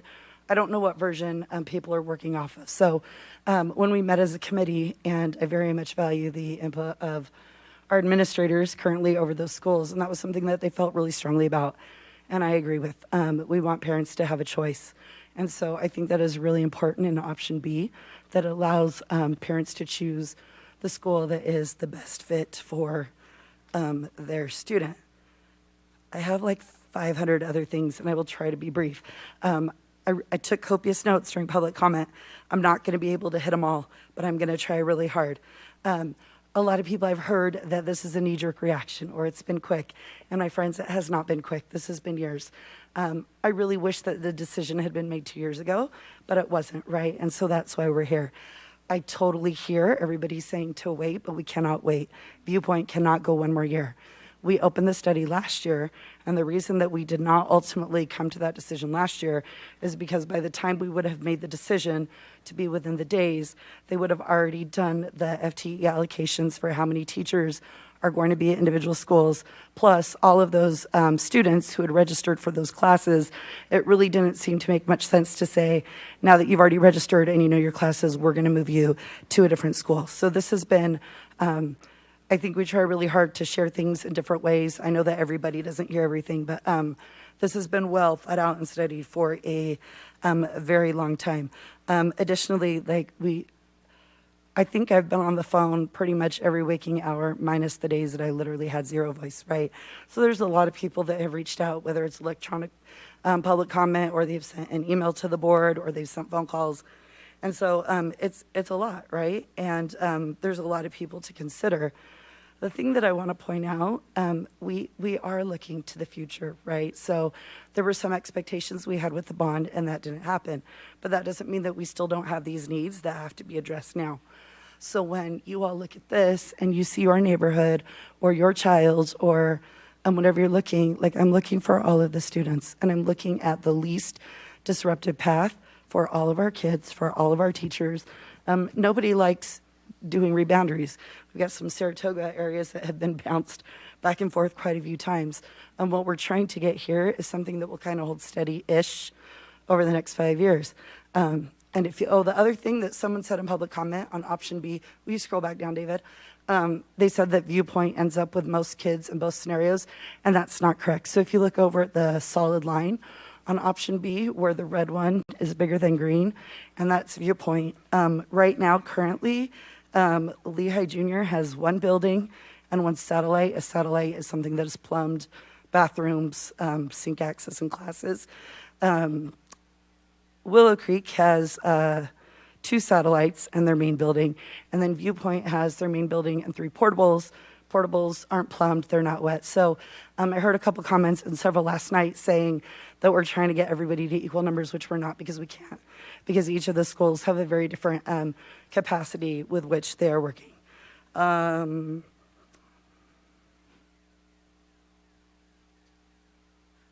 Another thing to point out, because I get a lot of public comment on, just take our buses away. So that's not how the law works, unfortunately. So I just wanted to say, like, for whoever else might be listening, like, that's not an option. Additionally, we've had a lot of conversations about do we keep running unfunded routes, right? There's some hard decisions that have to be made there. Also, can I just say, like, our primary responsibility is to make sure that our kids have a quality education, right? For me, safety is paramount.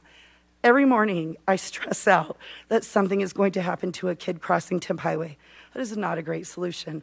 The only reason we got through the winter last year is because it was a mild winter. If there was real snowpack up there, our kids would be going through 6 feet of snow trying to get to Viewpoint. So with the Eagle Crest moving to Lehigh Junior, this now puts them on a, most of it anyways, on a funded bus route, which I know from a lot of patrons who gave public comment that doesn't matter, but we also have a lot of families for who that is essential for their kids to be able to get to school. So I very much am in favor of moving kids to where there is less of a chance that their bodies are going to be injured or their lives are going to end. Also, there were questions about the percentage, who goes to Lehigh Junior, who goes to Skyridge.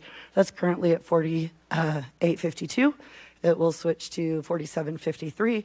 So I think there was a general feeling that maybe that was a larger split than it actually is. That's pretty tight, I think, in terms of where we go.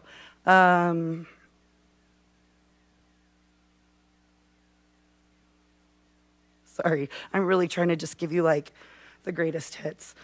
Oh,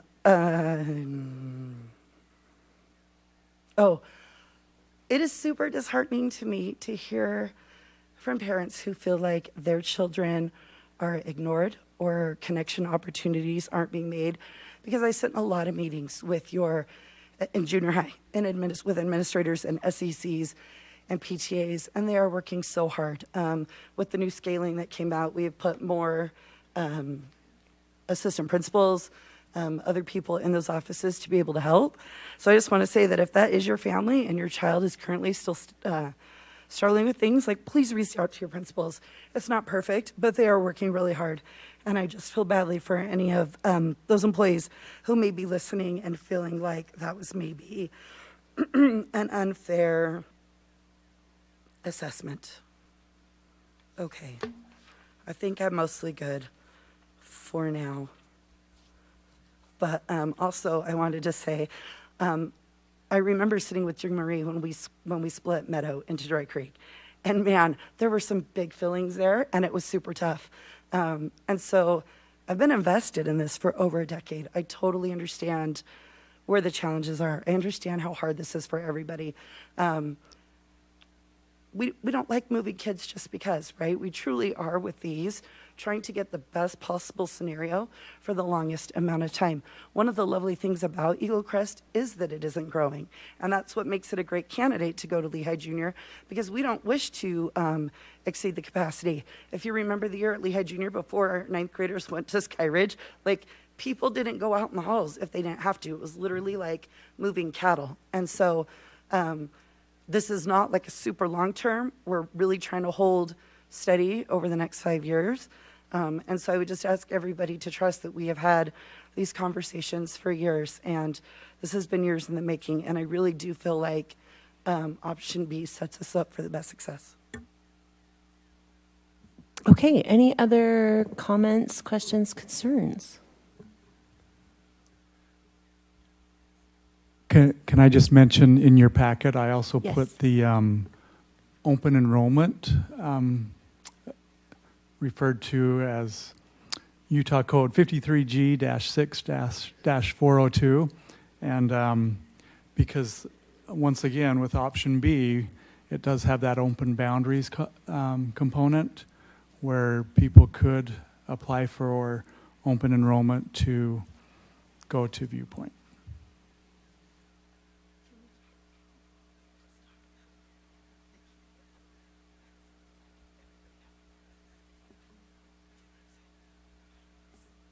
David, would you clarify just for the public, Board Member Bateman asked for clarification on, if I'm understanding correctly, the February 1st deadline.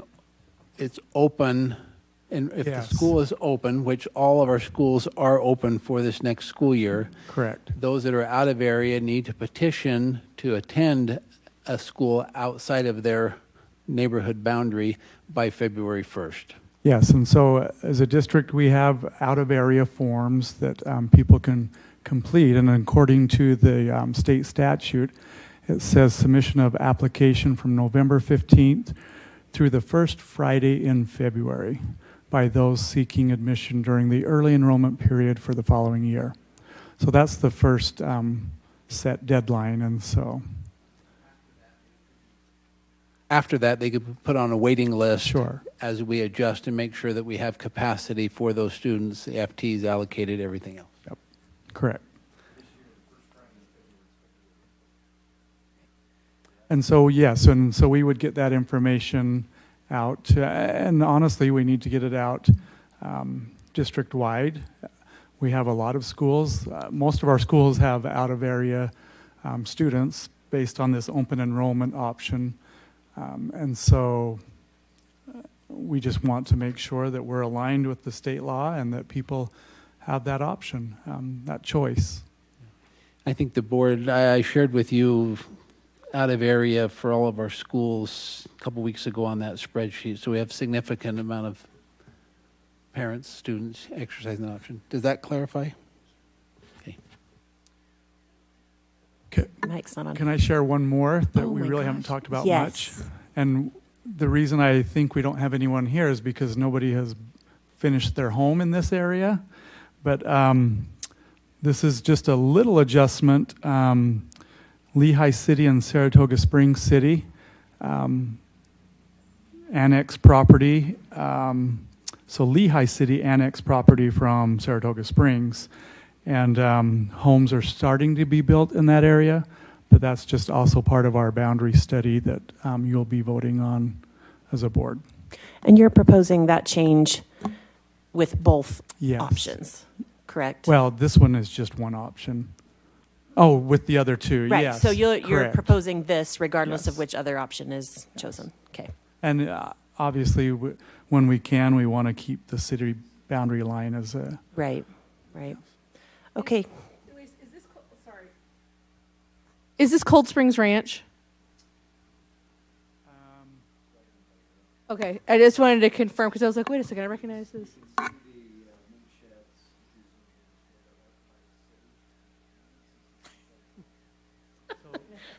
Oh, fun. So this road right here is Redwood Road. Yeah. Yes.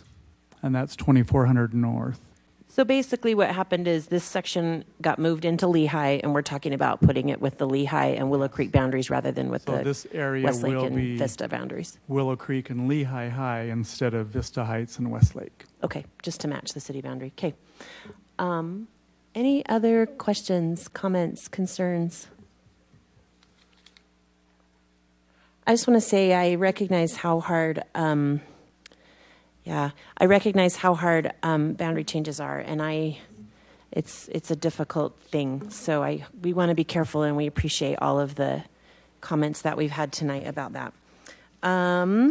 Okay, so next on the agenda is board member and superintendent reports and information items. Does anyone have anything? Heck yes, let's burn out my voice.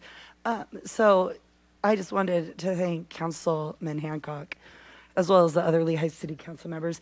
It is a frustrating thing when you want to hear what the other group is doing and we're all sitting in spots like this. And so I just very much appreciate the ongoing relationship that we have, the information that flows. It's, hey, heads up, these are some of the things on our agenda. And then when it's over, here's kind of what passed. And I think it is really helpful when we can have that open communication. And I think if I was he and I had a night off, I don't know that I would elect to come to this meeting. So I think that was pretty awesome. I guess I would do the same thing because I'm going to the work session next week. So just wanted to thank them for their relationship and willingness to work with us. Thank you. Anybody else? The Alpine Foundation will be having their annual retreat this coming Friday, but they will also be sponsoring Sub for Santa families this year with funding coming, some of the partial funding coming from the foundation. So if people would like to take a Sub for Santa family, please contact Tyler Vigu, and he will have some names. Oh, thank you. Anybody else? No? Okay. I think that is it for tonight. There is no need for closed session tonight, so I would love to have a motion to adjourn. I move that we adjourn. A second. So on a motion by Board Member Hacken and a second by Board Member Wilson, all in favor? Aye. Any opposed? Surprise, nobody wants to stay longer. Anyway, thank you to the public for coming tonight. We appreciate your attendance here.